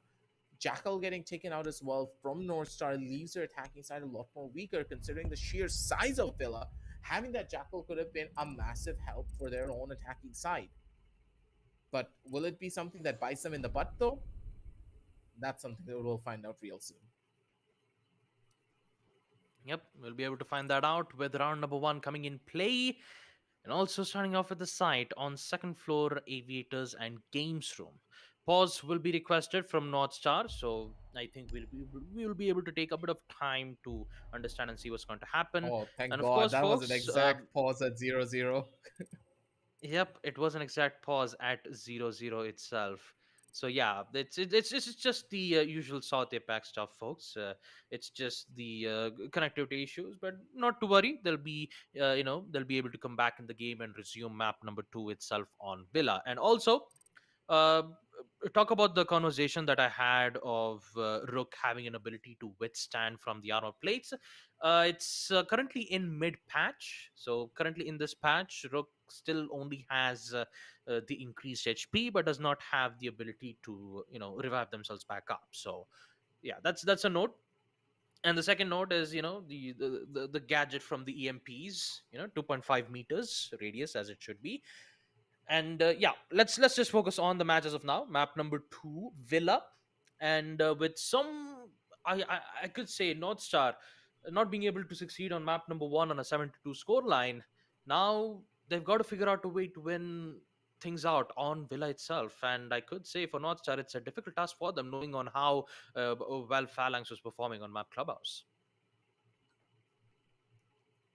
One of the more rougher patches, I would say, to try and get yourself out of. But looking at the defensive sidelines and with Valkyrie being open as well, things could get a bit more spicy than expected. Again, we need to consider something. Villa is one of the largest maps in the game. There's a lot of different places that you could get stuck in.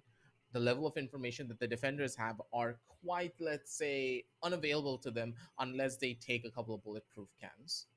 Now they don't really need to take those bulletproof cams now, do they? Or even if they do take it, they have complete control over 90 hallway, which is one of the biggest sightlines that you need to have in control of if you're on the defense. Now, with every single one of those avenues in check, they also have a Valkyrie to take control of the bottom floors properly. They have enough information so they don't have to worry about players getting under them and using grenades to completely barrage them as they're holding down over on the second floor. There's so many different plays that you can make with that Valkyrie being available. And the side of Phalanx, they played it smart, blocking that one out. They banned out the Kaid instead, while leaving the Valkyrie open because they want to play a lot more aggressively. What does a Kaid allow you to do? It allows you to anchor the sites a lot more easier.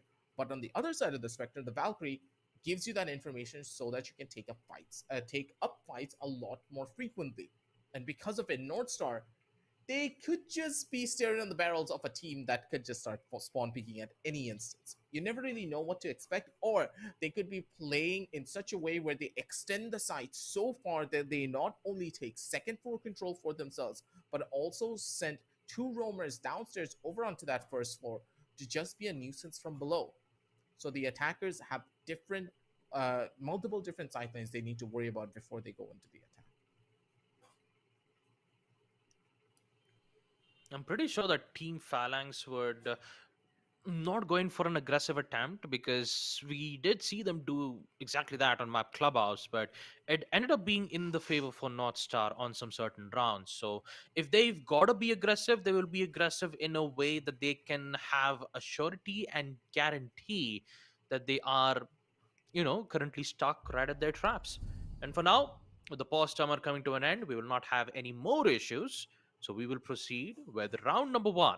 North Star on attack, Phalanx on defense. The site will be on second floor AVG, with the ban phase being Thatcher, Jackal, Melusi, and Kai being the operators which have been banned. Mira is available. They could use Mira's mirrors to give ample amount of information, and also they could have a lot of stuff that they could think about it. You have good anchor sites, you have good operators which are still available, you still have the Jaeger, you still have Valkyrie. Good amount of information can be relayed from those black eye cams. So let's see how well it will favor for them, for Team Phalanx on defense, and for attack, knowing that they have the IQ and the Twitch still available at their hands.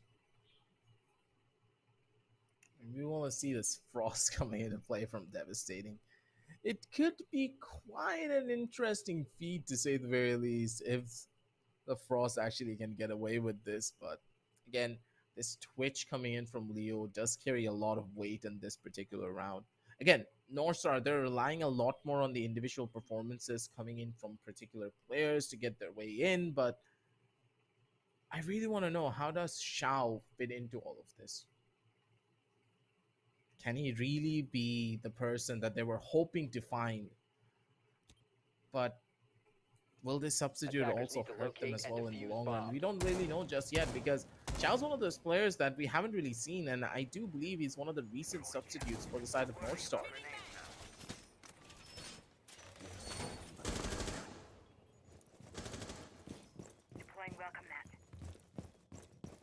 Shoaib is currently the substitute for North Star, so I believe he's been opted out from, I guess, from E404. Yeah, E404 won't be available, as we did see him on Map Clubhouse. He was a star exceptional fragger. job when it comes to, yeah, he was a star fragger while playing as a support board at the same time. So he was doing an exceptional job on attack, but on map number 2 he won't be available, so he'll be swapped out to Shoaib. So curious to know what kind of plays do we get to see from Shoaib's end, as he'll be bringing in the Zofia. Spawn from the side of Ruins. Some players have been spawned towards the Fountain side too, which means that they'll make an effort to make an entryway or a push all the way towards second floor Trophy and such very low. They'll just go one step ahead, and with the amount of information that they've gained, they'll try to see if they can salvage a kill or two in the process. It's going to be a bit more interesting as well here. The statuary pushes are not being as drastic, I would say, but look at the side extension coming in from the defenders as well. They're completely all around, and yep, that's a down. Beautiful C4 placement. That's going to be a catch for them to find a couple of flashes over from the other end, and the Valkyrie's still going in for it. Okay, Hussein, how aggressive is he as a player? He's just constantly pushing, and he's still getting away with it. That's the double kill that you want. But the astronomy push, it's going to be drastic. Devil catches out one of the players over from the side, and with this first initial kill, they do get it down to a 3 versus 4 situation with Stray going down, and that's pretty big because those keep-up areas could have been the biggest changes for them to find. But now that he's taken out of the picture, Hussein's still very much alive, and he is out for blood. That is for guaranteed. 2 players out, and it's Hussein who deals the heavy blow. Had to with the suppressor. And now since he's safely falling back to the side, gotta wonder for Northstar's, motivation.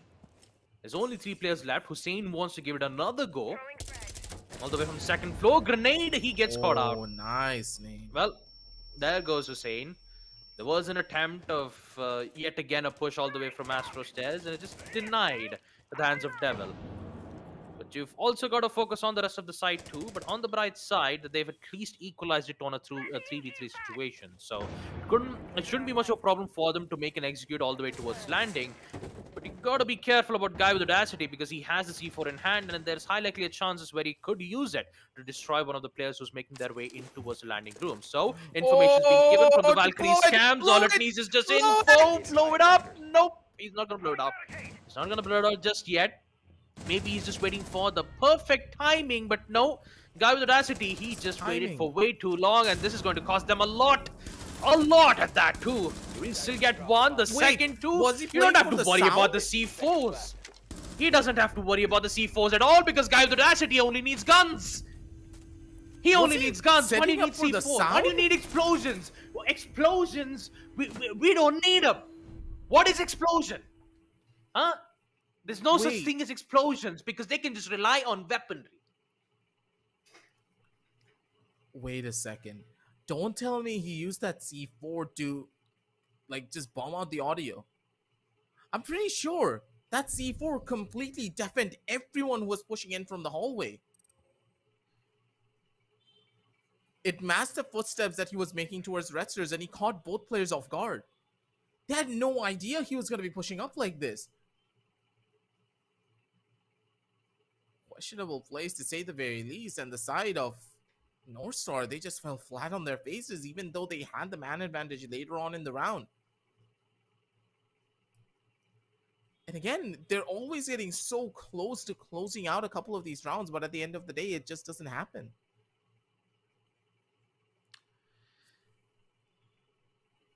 Well, the C4 throw that Guy with Audacity did, to be honest, the sound, it kind of doesn't hears the sound in towards second floor trophy. So he was meant to use the C4 explosions to take out the player from statuary room. You saw the yellow pings, and yet Guy with Audacity decides to not do it. I have no idea what happened from that end. Maybe he was I don't know. He used the C4 blast, and then he decides to remove all 3 players from landing zone, and I am so confused as to what exactly happened at that moment. All right, 3 kills to Guy with Audacity, 2 kills to Hussein with a suppressor in hand. What is happening? And that too on the first round of Villa. It's just... Defenders, protect your bombs from being defused by attackers. my goodness. I just don't know what to say.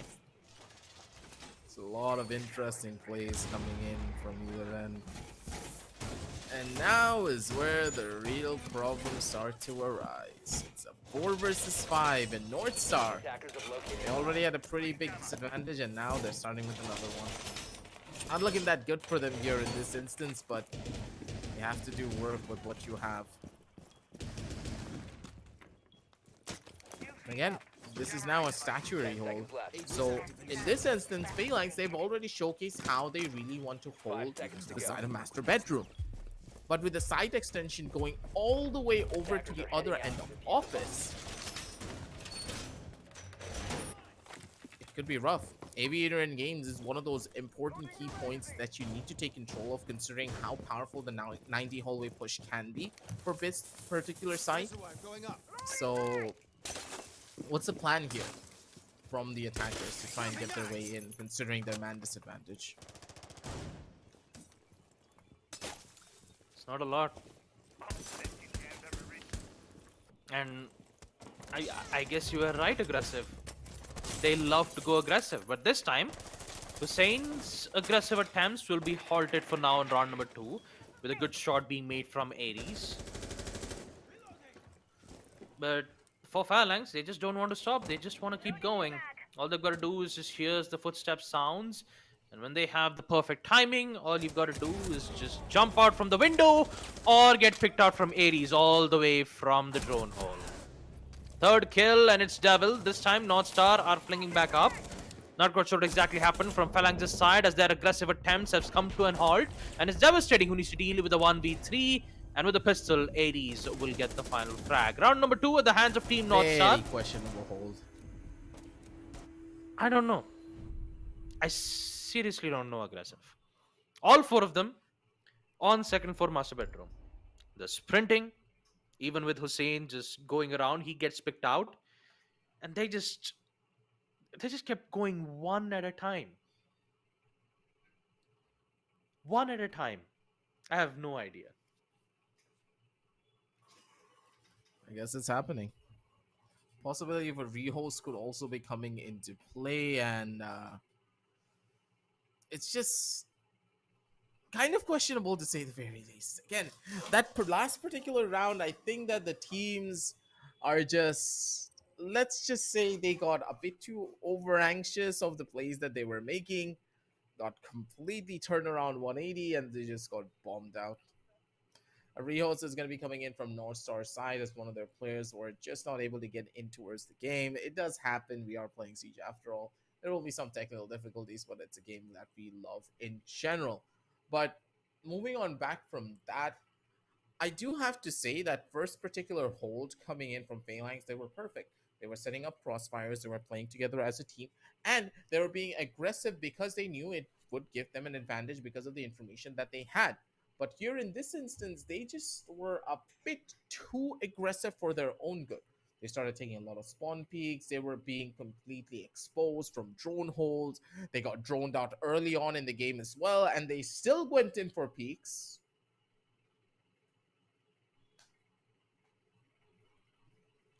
They question like, a lot of the things that happen. It's it's SAR just 6, ladies and questionable, gentlemen. yeah. It's just so questionable. Just chalk it up to being SAR 6. So it's even I also got to wonder. The mute has been prone all the way from the Windows side. You still have the Ace who's just still droning out second for master bedroom, and yet mute decides to not budge. Not a single budge. He just stays there, He's a mountain. decides to play. No, he decides to play it patient. Actually, you know what? You're exactly right. He was a mountain. He was just or maybe he was just playing the mannequin challenge. Stay very quiet and stay still. Don't make a single sound, and maybe who knows? You might be able to cosplay as the invisible guy. Sometimes it No, he happens, sometimes cosplay it as a cannot. dead But body. yeah, just actually, yeah, that actually could have happened. But the main problem of it is that it's been changed now. Instead of showing showing the dead body, it's just it just switches back to a logo indicating what kind of operators just died in that place. I still remember the Yeah. back in the old days, man. We could hide in the dead Mhm. bodies, the amount of stuff that Yep. you would do. This more We used could to actually work play back in as plat dead and body. That diamond used to level be a games. strategy. That Yeah. used to be the strategy way back. Just a quick some kind of a utility or something. Just look down, and many attackers would think that, oh look, it's a dead body. I don't have to worry about it. I'll just focus on something else. Well, guess what? He just stands up, gets a kill, and just runs away with a quad kill. And guess who Yeah, did that the has quad kill? happened in a lot of instances. You? Not me. Nah, not me. It was the other guy who did play it as the dead body and just ended up taking out the rest of the players.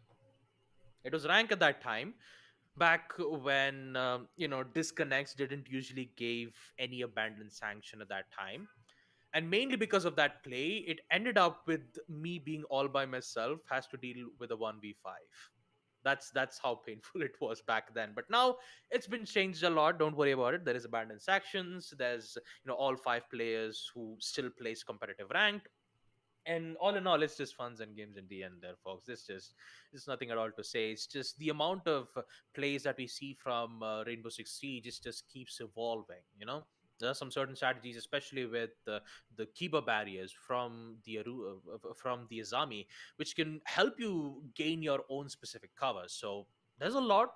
We could still use our creativity to see what kind of strategies that we could get to use in the near future. But for now, the only thing that I can say is, especially for the team like North Star, although Phalanx was very keen on being too aggressive on round number two, North Star did eventually ended up getting their own win, even with a 45 major disadvantage. So if Yep. Phalanx do decides to make the same attempt again for the past 5 rounds, then we will see deciders for sure.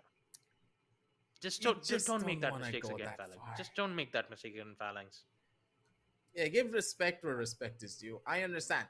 You Hmm. won out on the first initial game on a 7-2 scoreline. That's completely fine and dandy, but that's just a one map. A lot of players, they'll have a pretty bad map. We have seen this happen over and over again. He's the best player in the entire world, but he has the most horrendous first initial game going 1-8. Completely fine. Second game, you think that, oh, he's not going to do anything. 2 seconds later, that 1-8 player is now dropping 20 bombs on your match. Do you want to deal with him?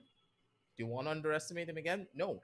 That's because overconfidence is one of those things that really does break down a team that is, of course, going to be the one to win. You're the home favorites. I understand that. You're the ones who are able to win out on a lot of your engagements. I completely understand. But it's a brand new map, a brand new mindset, and the teams have gotten an opportunity to just bring themselves back into the flow of things. Because of it, you just have to keep the ball rolling on your part. Make sure your strategies are sound. Make sure that you have a game plan in mind and follow it through all the way to the T up till the very end. No dilly dallying here because if you do, that's going to be the done for you.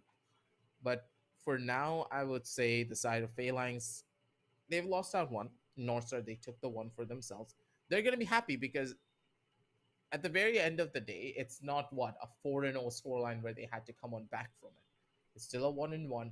They're showcasing what they can do. The drone work is a lot more cleaner, though, I would say, from what I have seen. They're starting to clear out angles. They're starting to take fights based upon information, but they're still losing out on gunfights. And I do believe it's primarily due to them not really being as confident in their own mechanical skill. And being confident is one of the key parts of playing Siege. Whenever you peek a corner, you have to say that I'm the big man and I'm going to be the one to take you down. Yep. True aggressive. Absolutely. But for Team Phalanx, I mean, you got to give credit where credit is due. On the first map, they were looking very confident on map Clubhouse, and let's face it, they've already secured like 4 points, securing fifth spot on the SA National Qualifiers. So I'm pretty sure they'll be heavily focused on getting more points in the near future. That's the reason why having secured a spot on the fall playoffs is definitely what they're aiming it to do. And for North Star, True. it's a very heavy job that they need to do. That not only do they have to win map number two, they've got to figure out a way to ensure that what kind of strategies do we get to see from Phalanx's side. It will be limit down in a way that they'll be able to engage and succeed in a balanced way. So for Phalanx, man, I've seen amazing plays being made from Hussein's end. Hussein loves playing Valkyrie almost every single matches we've seen. But whenever Valkyrie gets banned, we do tend to see Hussein, picking up some other operators. So sometimes we see him bring in the Azami, sometimes we see him bring in the Capcan.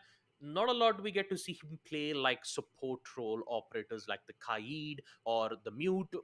Let's even include Bandit that too, because he's great when it comes to denying a lot of utilities on the site itself. So the main thing that I have to, so the main thing that I do have to worry about has to be from North Stars' end, because they're the ones who's facing a lot of issues when it comes to not only just connectivity issues, when it comes to executing on the site itself. So for Phalanx, although they didn't had any problems in the first half, second half it's their map pick, but they do tend to make a lot of mistakes, and that mistakes might cost them the loss of map number two. That's the only thing that I'm worried about from Phalanx's end. Yeah, those mistakes are something that they need to iron out sooner rather than later, honestly, because again, Villa is one of those maps that really does not favor each side. I don't know. Sometimes I feel as though Villa is very attacking favored. Sometimes I feel as though it's very defense favored. What about you? Because currently, in my eyes, considering the composition and the fact that Valkyrie is opened up, this has to be very heavily defender favored for both teams. Out of three sites, actually four sites, one of which is the basement site where none of the players would love to go on map Villa. Two sites, second floor If you go statue basement, and trophy, second floor ABG. No one actually goes at the basement aggressive, I especially don't on think map I've ever Villa. played basement side. I don't think I've played Yeah, basement side in the no one ever last plays three that to four site. years. It's like the most pick rate site on Villa. It's like 1 or 2%. 1 or 2%. No one loves to go on It's the the middle basement side. They child. just yeah, they just prefer to go first floor Danny and kitchen, mainly because of the C4 plays that you can do on that particular place, right? True. Especially when you have operators like Pulse and Valkyrie, in which you don't have to use Pulse anymore because you have Valkyrie. You can just place your cameras on second floor, and when the time is right, you'll be able to use the C4 and remove it. But for now, folks, enough about us rambling about the entire map of Villa, and let's just resume back the match between Team North Star and Phalanx, with the scoreline being 1-1. One round at the hands of Team North Star, one round at the hands of Team Phalanx. So we will resume back to round number 3, with the side being on second floor, trophy and statuary room. Time for the second bout of this battle. Again, trophy and statuary. Hopefully not the same strategies coming again from the side of Phalanx. Something a bit more different. And let the games begin. Both sides will be showcasing the proficiency for this particular map. But from what I have seen, Phalanx, they have a strong game plan in mind. But the real question is, will this game plan really be enough for them to just get pushed over the edge? Or will the members of North Star be able to shut them down?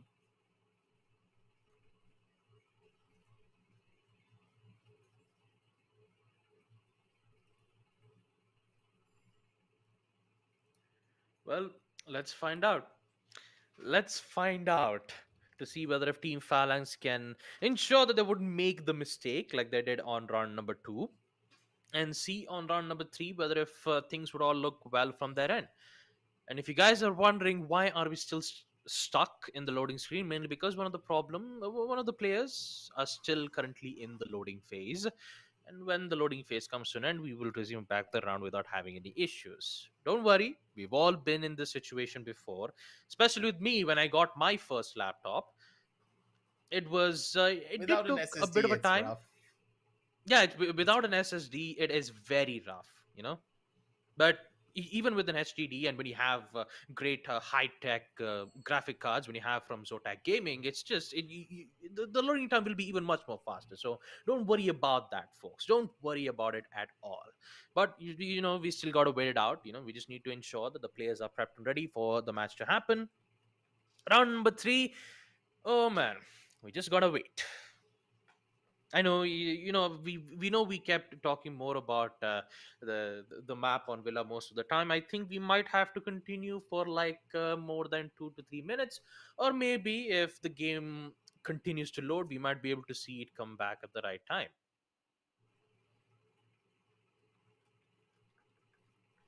We have to wait and see for now. But looking at the pickups, Finka's been a bit brought out. Okay, now this is interesting. Let's just talk about it from that perspective. No, Do you think the yeah, I Finka's just gonna realized get anything done? Finker's yeah. Do you really believe? Are we gonna be seeing anything out of this Finka? You can. Although the LMG has been increased significantly, the main thing that you have to focus about is the usage of adrenal surge. You got to time it right. The only difference is that the Finca doesn't have the necessary utilities, like Finca doesn't have her grenades anymore. She doesn't have her Gone 6. So mainly you'll see Finca relying mainly on bullets itself. But here's the thing, there's also an attacker's repick. So you could change the attack Attackers need to operators in a locate way and that could defuse bomb. benefit the attackers to get into the side and engage as best as possible. That can also happen. So round number 3, The site will be the same nonetheless. Second floor, statuary and trophy room. The same site where Phalanx did get, caught off by surprise, even with the 4v5 disadvantage. Now started win it out. But now on round number 3, let's see whether if Team Phalanx can bring this back up and see whether they can put this in the lead, or North Star bring the power of weaponry, win the round, and see whether if they could get themselves to the deciders. 5 seconds left. Quite interesting, to say the very least. Another one. Drone placement kinda... Attackers are moving out to locate a bomb. And I don't know how I feel about that drone. That drone was just chilling up there over on the top. Gets got out, gets a slight bit of information, but again, I don't really understand this. Drone play is one of the key and the most important parts of Siege, but other than Hunters, I haven't really seen any other team perform their first initial bouts of recon that well.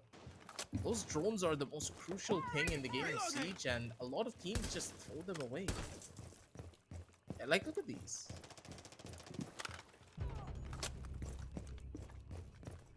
There you go, to start things off. Leo starts off with the first frag, and it's Hussein who gets picked out. And this time it's not the LMG, it's the Spear 308. And let's not forget, Pinka doesn't have her grenades anymore, so it will be just the flashbangs, which will be very useful when it comes to engaging in the current site and you have proper information on one of the defenders' whereabouts.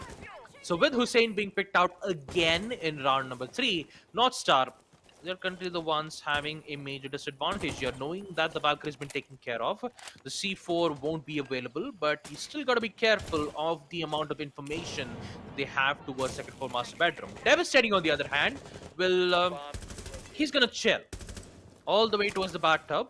He's just gonna wait for the perfect time to give them a surprise attack. And Guy with Audacity still engaging in a gunfight all the way towards the doorway of second floor master bedroom. So you could say that everything is going too much. In fact, it's going too well for Phalanx's side, with Sherry using, I believe, taking out Libra, who was trying to make his way towards the laundry door entrance. And now Sherry has his main focus towards the windows side. You've got to be careful though, because that barbed wire is going to give away so much information, and Phalanx, they need to be very careful because their main objective is to waste a lot of time, and they have succeeded in doing so. Those initial bouts of success is all that you would hope to find, but okay. This is bad. Devastating, I think he's just dead. They have to know, right, that he's just staying inside of the bathtub. He's taking a bath, and they're he's slowly but Sam surely Fisher coming up dead. Okay!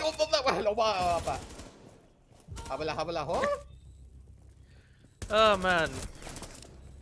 1v3, Devil needs to figure out a way, and that is not gonna happen, folks. Because Devastating, he's sent us a trip to nostalgic days. He just sent us a trip to nostalgic days where Sam Fisher used to make these kinds of stealth plays, And Devastating, he just gets his first kill with the SMG-11 and he just instantly prones back. My goodness, 2 kills, and with it, Team Phalanx will end up with a win. If that doesn't go on our Instagram, which you guys should follow, ladies and gentlemen, at the Esports Club, I don't know what will. These are the type of plays that just need to be there. And honestly speaking, that is something that you just could not get off your minds anytime soon. If internet games are gonna get picked up again, it's gonna be fun. That's for sure. And once again, the long loading screens are gonna be coming in. So, Baba, I gotta ask you, how are you feeling today? I'm feeling great. Aggressive. I'm feeling great. What about you? How's your day going? Long loading screens. Oh wait, it's actually a miracle. We got through. No long loading screens this time around, ladies and gentlemen. So this is the strategy that we're going to make here, Aggressive. Here's the strategy. Let's just have our own conversation and predict that it's going to take a lot of time to get the loading screen. And it won't happen. That's the power of Caster's Curse, Aggressive. This is how we do it. We say that it's going to take a lot of time, but instead it would be the exact opposite. So here's the thing: whenever prediction I make, I'm going to do the exact opposite, and I'm pretty sure that it's going to be the exact same that I'm going to expect. actually do. Attackers are moving to defuse the I bomb. do love the Deagle skin though. This is one of the golden ones. I've seen this before as Yep. well. The Golden Gun event, yes. It's been a long time since I've seen that event being played in the game of Rainbow Six Siege. But yeah, it's the Golden Gun weapon for the Deagle. Looks cool on it. It's good. And from here on, let's just see what to expect here from this side. A couple of misdirectional plays, and okay, again, Devil. He's always able to consistently get that first initial kill. Hercules takes a back foot. Guy with audacity, maybe a bit too aggressive to try and go in for that refrag. Finally gets caught out, and the Devil, alright, being an absolute nuisance. He's just shutting players down one by one. You know these armies over towards the bottom floor, and before the round even started, they're getting the diffuser down. Hello? It's only 2 minutes left of the clock still. They're still getting away with this. Possibly another flawless as well. Attackers need to protect it. Here he catches on one player, Shrey, all by himself to try and maybe find something down here, but the Azami, it's not gonna get anything. That's gonna be one catch. That's gonna be the secondary. Okay, wait a minute. Shrey keeping things competitive here. 2 versus 1 situation on the map. Knows for a fact one player has to world down from the vault. It's going to be the first initial player. The air jab's going to give away the position. Can't really go in for that over-aggressive push on towards Aviator. Kiva barriers up. But Libra has the angle instead. Shuts him down and sends him back home. And with that, the side of North Star. That was possibly the fastest execution I've ever seen that goes in towards the side. Yep. Faster than lightning. And an equalizer, 2-2. North Star. Although round number 3 didn't go out too well, they did end up, getting their round back in round number 4 itself. Changes being made on the defensive end as we see Phalanx bring in Oryx at the hands of Sherry. Players, I believe one of the players on the side of Team Phalanx's side has to be, I think it was Devastating who just, no, not Devastating, it's Hercules, who just got disconnected. Attackers need to locate and defuse as And many yeah, bombs. they will not ask for a pause this time, which means that we will continue this round with a 4v5 disadvantage at the hands of Phalanx. But once we thought it was North Star who's having connectivity issues, it's Phalanx's turn to have their issues as well. I know I'm just making joke. Connectivity issues, it happens to every single one of us, and we can't do anything much more about it. So we just have to continue nonetheless. Round number 5, Phalanx. They just claimed map number 1, but apparently on map number 2, they're having some difficulties on map Villa. So let's see how North Star would proceed with the site, and Team Phalanx to see how well that they can defend, with Sherry opting out for a run now, actually for a spawn peek, right from the windows side of main entrance. This could just go in his favor, or it could go horribly wrong as well. He's just waiting for one player to come over towards the main entrance, and as soon as he sees the foot, that's gonna be another play. Yep, that's the first. 1, 2, 3. Wait, broke the window. Why? This is bad. He could have easily gotten a kill there. Now he gets nothing. The Lion Scan's gonna be an even bigger of a problem, and the Lion and Pinker's gonna get picked up. Okay. That is something that I did not expect to come on down through. The double CBRN unit, which was used in Operation Chimera. But for now, let's just focus on the task at hand, because the attackers, they've already gained control on Study, and they want to maintain the pressure. Wait a minute, they're already in the side. Now that actually they got to be careful on the player in towards the walls aside. But look at the destruction that Phalanx has been delivering here. Hussein, Sherry, and Guy with Audacity, all 3 of them have succeeded in their gunfights. But Hussein needs to be careful while taking that specific angle. But on the bright side, they have the diffuser in their hand, so they can play to it accordingly. And for North Star, they made an aggressive attempt, and that attempt has come to a halt, mainly because of the defensive hold that we've seen from Phalanx's end. Now Shoaib is making his way all the way towards the main stairs, and he hears it. Sherry hears it. He knows that the Twitch is slowly making his way, and that barbed wire is going to give away his location. Well, not to worry about it. Sherry will still get the kill with the T5 SMG. Leo needs to be careful on multiple angles. 1v3, make that 1v2 as Leo gets Guy with Audacity. Leo needs to fall back. He needs to be careful. He doesn't have any adrenal surge to give his back full at least to 20 or 30 HP. But he still has the flashbangs. He could still use it. No attack drones. He just left with his trusty Spear 308 and a flashbang to make this 1v2 clutch a reality. Can this happen? His location has already been compromised. He knows exactly where his location is. All he has to do is just wait patiently for Leo to arrive right at his That was crosshairs, a headshot. peeks What? at it, gets the kill, and Phalanx will get the win on round number 5. That was a headshot. Okay. Surprising in some instances, but that's completely fine and dandy. Looking back from that, let's just talk a little bit more about what really happened to Phalanx. That was a surprise because they were already playing at a man disadvantage. Northstar being very aggressive with their pushes, and they just threw caution into the wind. I have never seen a team push that quickly whenever they're playing a game of competitive Siege. Diana went into Vault at less than 2 minutes. What?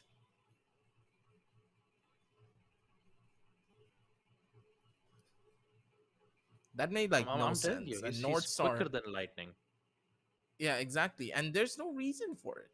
They needed to take a bit more time to feel out the map, I would presume, but they were like, hey, if Defenders, the protect strategy your didn't bombs from fail the being last defused time by around, maybe attackers. it's gonna work again, but in this instance, it just did not.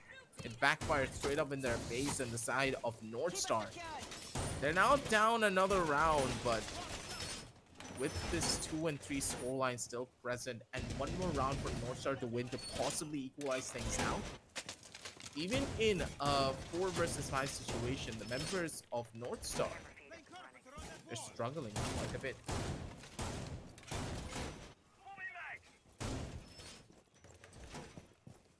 Ten seconds remaining. That previous round push that we've seen from North Star was, if I have to be honest, it wasn't a coordinated attack. You saw a lot of individual plays from North Star's end. One who just already pushed all the way towards the walls aside, one who was watching out the windows from study room, where they could have just given a lot of protection for the player if they do wanted to make a decision for an aggressive play, but that did not happen. Individual plays happened a lot from North Star, and it did ended up losing in round number 5 itself. Sherry, on the other hand, he gets away with a kill like that. Run out from laundry. For a second. Run out from laundry. Libra had no idea. Libra had no idea that there was a player in towards laundry, and look what happened. Sherry got away with a kill, and that too it's the Finca who just got picked out. No more adrenaline surges. No more Gong 6. No more grenades. No nothing. They have nothing to play around with here. How do they even want to go in for pushes at this point? Here comes a couple of the opening frags to maybe throw a couple of the defenders through a loop, but Said he just doesn't care. He can just wait. He can just chill. He has the angle. He has a C4 in hand. Can place it. Maybe find another kill. Not just yet. Has a cam in place in the positions and a free C4 kill. Like, come on. Let's say he's just playing a masterclass out here. He knows each and every corner, and those Valkyrie cams are such a nuisance. Expect the attackers to pick up an IQ to try and shut it down, but they are not going in for it. 3 versus 3 situation on the map, and the man advantage finally nullified, but still, 3 versus 3 is not an easy one to fight against. Shotgun in close range. That's one.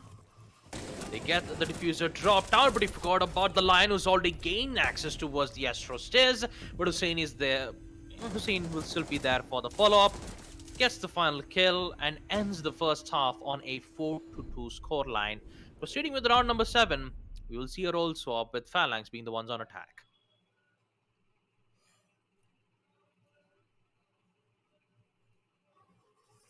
That was rough. And you gotta remind yourself one thing here, Baba. The members of Phalanx, they're playing a 4v5. 4v5. And Northstar are just not able to take these trades off at all. Hussein's being aggressive. Sherry's being aggressive. And no one's able to punch them whatsoever. The drone work is a little bit sloppy coming in from Northstar here. They're not clearing out any of the common run-out positions on that particular instance, and that's why they got completely shut down. And now, once again, we're going to be witnessing that possibly happen. Attackers need to if they're locate not and careful. defuse bombs.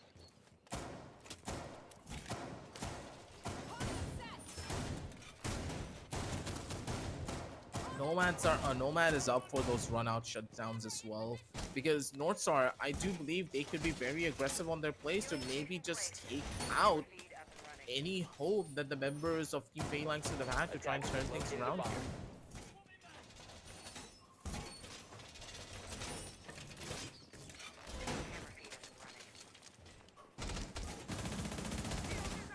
Seconds left before insertion. I don't know what will happen on 5 seconds defense to for insertion. Northstar. I mean, of course, they have ample amount of Attackers are destruction moving from to the defuse the C4s. But knowing that they lost 2 rounds on defense with Phalanx already having a major disadvantage, we could see some changes here as well from Hussein on attack. Bring in the Nook this time. So Northstar needs to be afraid of a anti-lurker operator all the way towards the first floor. And they've got to make sure that whatever happens, that surprise attack won't be a possibility. There is one of the players all the way towards the second floor master bedroom's side. Not quite sure exactly who it is, but once we get the info properly, we might be able to see whether if Hussein would get the win or not. But no, he's going to make his way all the way towards the second floor. You got to be careful in towards the hallway side. Players from Phalanx are slowly getting their control all the way towards the statuary room. And now Devil needs to be afraid of that 90s hallway, because that's exactly where Phalanx are arriving at that moment. I think he did hurt the Rappel, but he's giving away so much noise that he is already present over from the other end. Hussein, right around the corner. Nope. He's just very quicker. He's faster for the play. Could have just waited for the drone to clear him out, but not really the instance for them. Now is it? That's gonna be a catch and guy with the tenacity. What a shot! Leading placement on the crosshair. And with that, a free frag as well. Sherry, sorry. What am I saying? That kill just absolutely caught me off guard for a second. Positions are good. Possibly another light ray peek coming out as well. Sherry gonna get caught out by the cam as well. It's not a position for them to move in through just yet. It is a 3 versus 3 situation, trying to get a bit more information before they go in for the aggressive play. Vault still under control, so they cannot just run in immediately. A couple of drones for them to play around with. And the members of Phalanx, they understand that they're trying to utilize as much of the utility that they have available to them before they opt to go in for this push. Plus, they're spreading themselves out and trying to create multiple points of entry. And that's one of the main reasons why Phalanx could just walk away with this here. Troya gets taken down. And because of it, this is really bad. This is a 2 versus 3 situation starting off. Sherry? Baba? He gets all of them. That's Sherry for you, aggressive. How can I explain? I have no idea what just happened, alright? Sherry, he gets all 4 kills I can't even just by speak holding properly this window. because I have no idea what's happening here.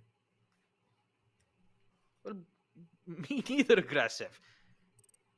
Because the I'm first trying thing to I make saw some from sense Phalanx... here. And now Hercules is back.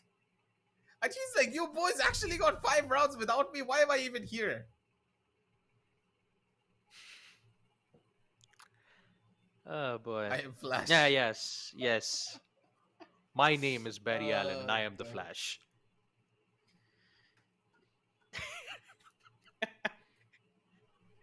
Oh my goodness, the production team is just Oh my freaking god, laugh of course about production it. has to do that. hey. Oh, You don't need the man. casters anymore. The production's gonna be the guys who actually give the shout outs, right? Yup. All hail Zotac Gaming. Well, Yes. anyway, round number 8. With the site being on second floor trophy and statuary room, Phalanx, even with the 4v5 that they had to play for the past 3 rounds, they won all 3 of them. With the hands, I mean, with some plays being made from Sherry, all 3 kills from the M7 Defenders assault protect your rifle, all bombs the way from being from defused by study window. attackers. He ends up getting all 3 kills and a victory for Phalanx in round number 7. And now in round number 8, Phalanx are very close of ending things off on a 7-2 scoreline, just like just like the same thing that they did on map number 1 Clubhouse 2. So yeah, I just realized I'm just checking on the scoreboard as of now, and Sherry has 14 kills. Sherry has 14 kills. He's just getting away with everything. He's making the most aggressive peaks possible. And he's still getting those kills. It doesn't make any sense to me. Attackers are moving out to locate a bomb and defuse it. A couple of Replay different setup C4 plays from coming Libra. in from the side of... Yeah. Libra's waiting for them to walk into that C4, but I don't think he's gonna get away with it that easily. Drone's gonna catch him out. He needs to give up that corner. He's running up from the side of Backstairs all the way to Astro, but... Is it gonna work? Not really. And okay. 2 players just crash simultaneously. Okay, that's unfortunate. I don't know. Should I comment Coming about in the from- knife kill coming in from Leo? Or should I talk about the I- fact that 2 players disconnected? You could say it just works in hand, but oh boy, Shoaib, he really has to fall back. He's taken a lot of damage. C4's been expended, but to no avail will it work out to get a kill. And this time, North Star, they bit of a pickle here, folks, because major disconnect, and now it's just 3 players left from the side of Team North Star and Phalanx. They could just casually go out, but when it comes to a huge disadvantage like this, we've seen this recurring there's still- information. I mean, we've seen this recurring situation before as well. Aggressive. Look at that prone. Oh, look Bandit is prone from the wall, and Hussein has no idea that he was right there. All right, Leo on the other hand No gets way, one more. He gets to no take out way. Sherry, and please don't tell me that North Star is gonna get away with a victory in round number 8. Please don't. No way that North Star is gonna get away with a win like this. Okay, that's one.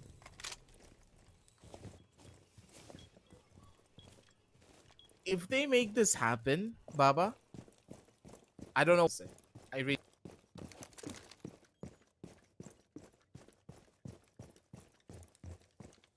possibilities of how this round would have panned out, and I would tell you, I wouldn't believe one of them would be this.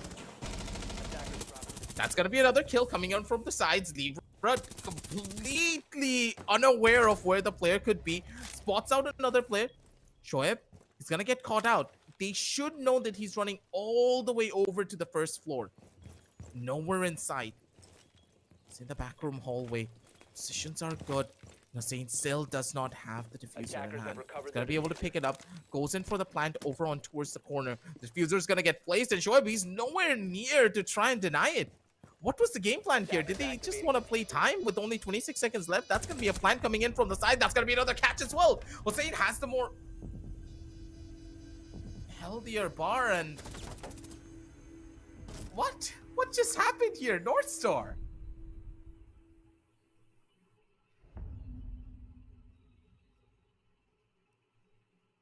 Really?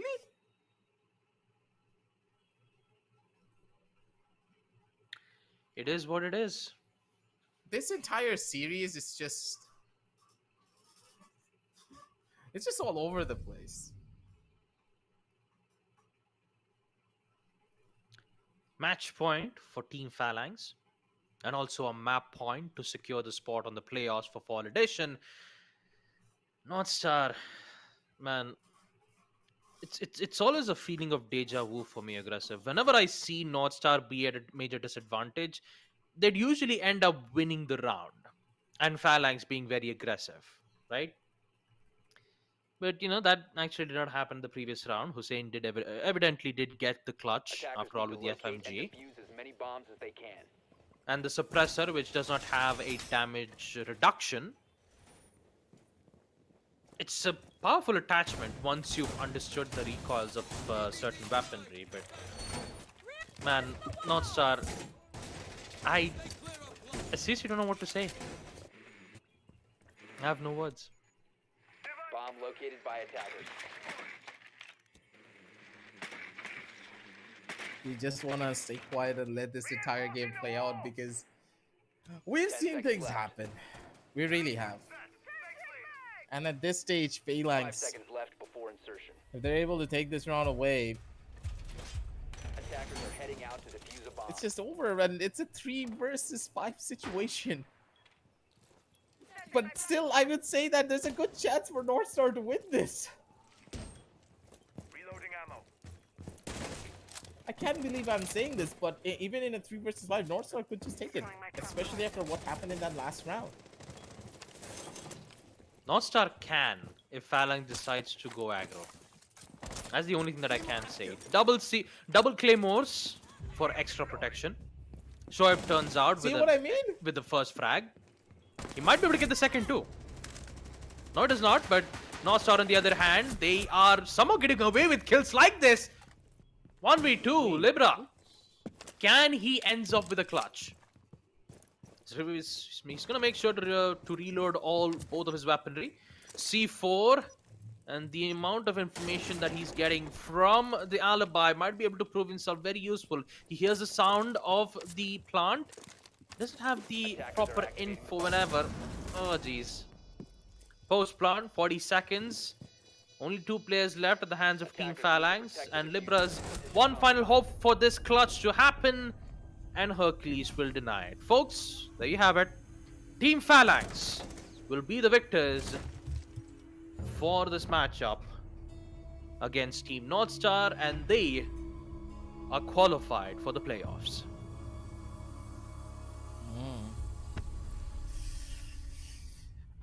That is rough. Especially when you lose in a 3 versus 5 situation.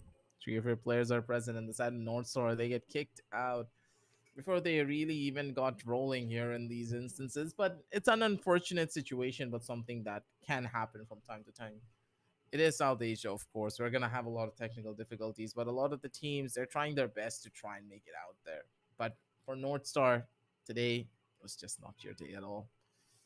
But on the other side of the spectrum, we have to give credit where credit is due. Phalanx, they played it pretty smart. They have a lot of superstar talent on their team, and they're constantly building up their strategies over and over again. As we head on down over towards the match highlights to relive all of those moments again, Phalanx, they just played it so beautifully, especially on this first particular instance. Look at Hussein. He just went in, man. He just did not care. That level of aggression coming in from the first initial C4 just carried forward the team over and over again. And then this play coming in from the guy with audacity. He just knew. There's no way you can make it up. He had the control that he wanted on the first initial basis, but he just did not care. He did not press for the explosive early. He used the sound of the explosion to completely disrupt the audio from the attackers and then push himself through from red stairs, catching both of the players off guard. Those were the smart plays, and then this man from devastating. I don't know what else to say. I got taken back to year 4, year 3 Siege. But you could just hide behind one of the most randomest corners and still get away with a couple of kills like this.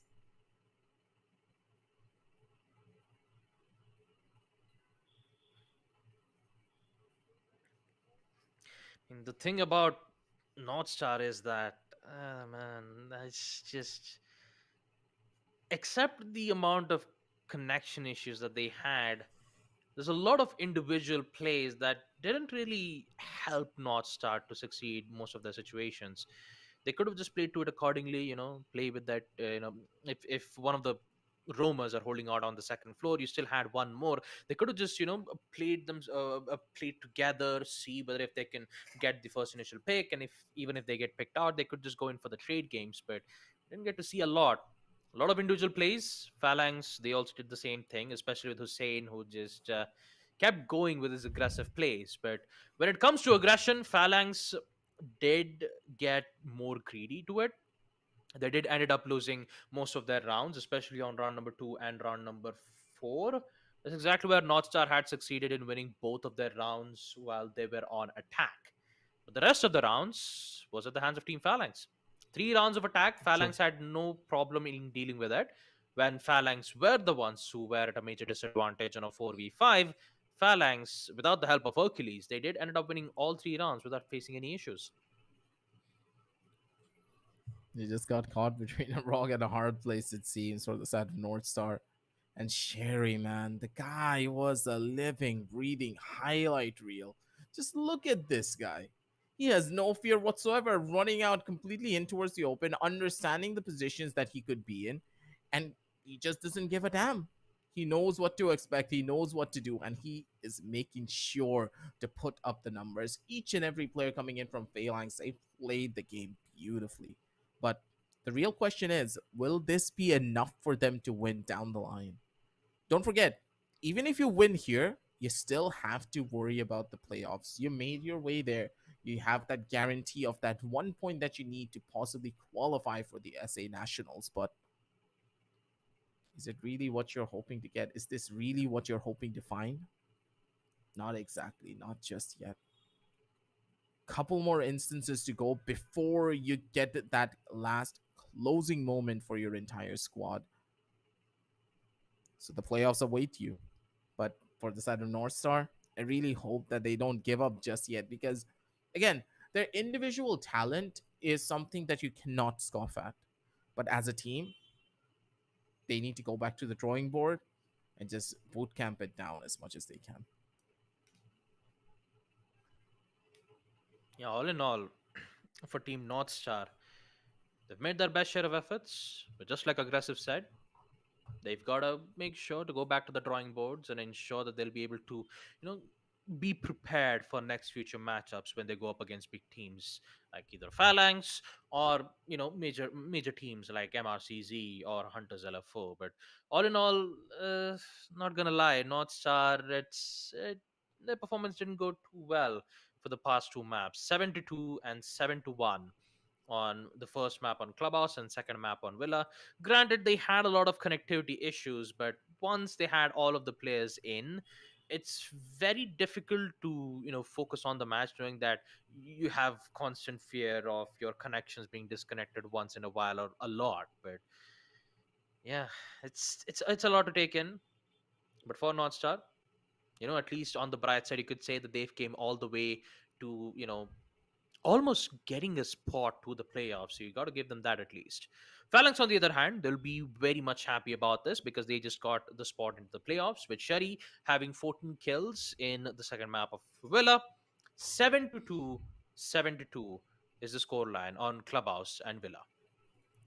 Yep, that's just consistency right there. Clubhouse and Villa both getting ended off on a 7-2. Phalanx being able to take it on a 2-0. We kind of expected this, didn't I? I told you this. There's less chances of this heading on down over to the third map if the first initial map does not go in the favor of North Star. That's exactly the case. Connection issues aside, I do believe that North Star, they should have showcased something a lot better for the first particular map. They were heavily not in favor of the second particular map. We knew that for a fact because as soon as we saw the map video going in the favor of Phalanx with Villa being the second map, we were guaranteed the third if North Star are able to take the first. Wasn't really the case. Phalanx, they just showcased proficiency when it came down to the foundation and fundamentals of Siege, and they outclassed the members of North Star in more ways than one. But I guess it's fine because as a team, you're able to adapt, you're able to learn, you're able to be the next big thing if you just keep the ball rolling on your court. But for now, I think that that's it for North Star and for the members of Team Phalanx. The playoffs await you. Yep. But we still have one more match to go, ladies and gentlemen, and that is up against Team Mercenariez versus Airavath Esports, which will happen in 7:30. So we have all the time that we need, and for you guys to get some hydration, get yourself popcorns, prep him and Get yourself a ensure that GPU. you guys be get yourself a good GPU from Zotac Gaming 2 and also the game from Rainbow-Six-Siege. Everything has the link in the description below. But for now, folks, we'll be taking a bit of a break, an hour, I guess, for the second match to happen. So stay tuned. We'll be right back.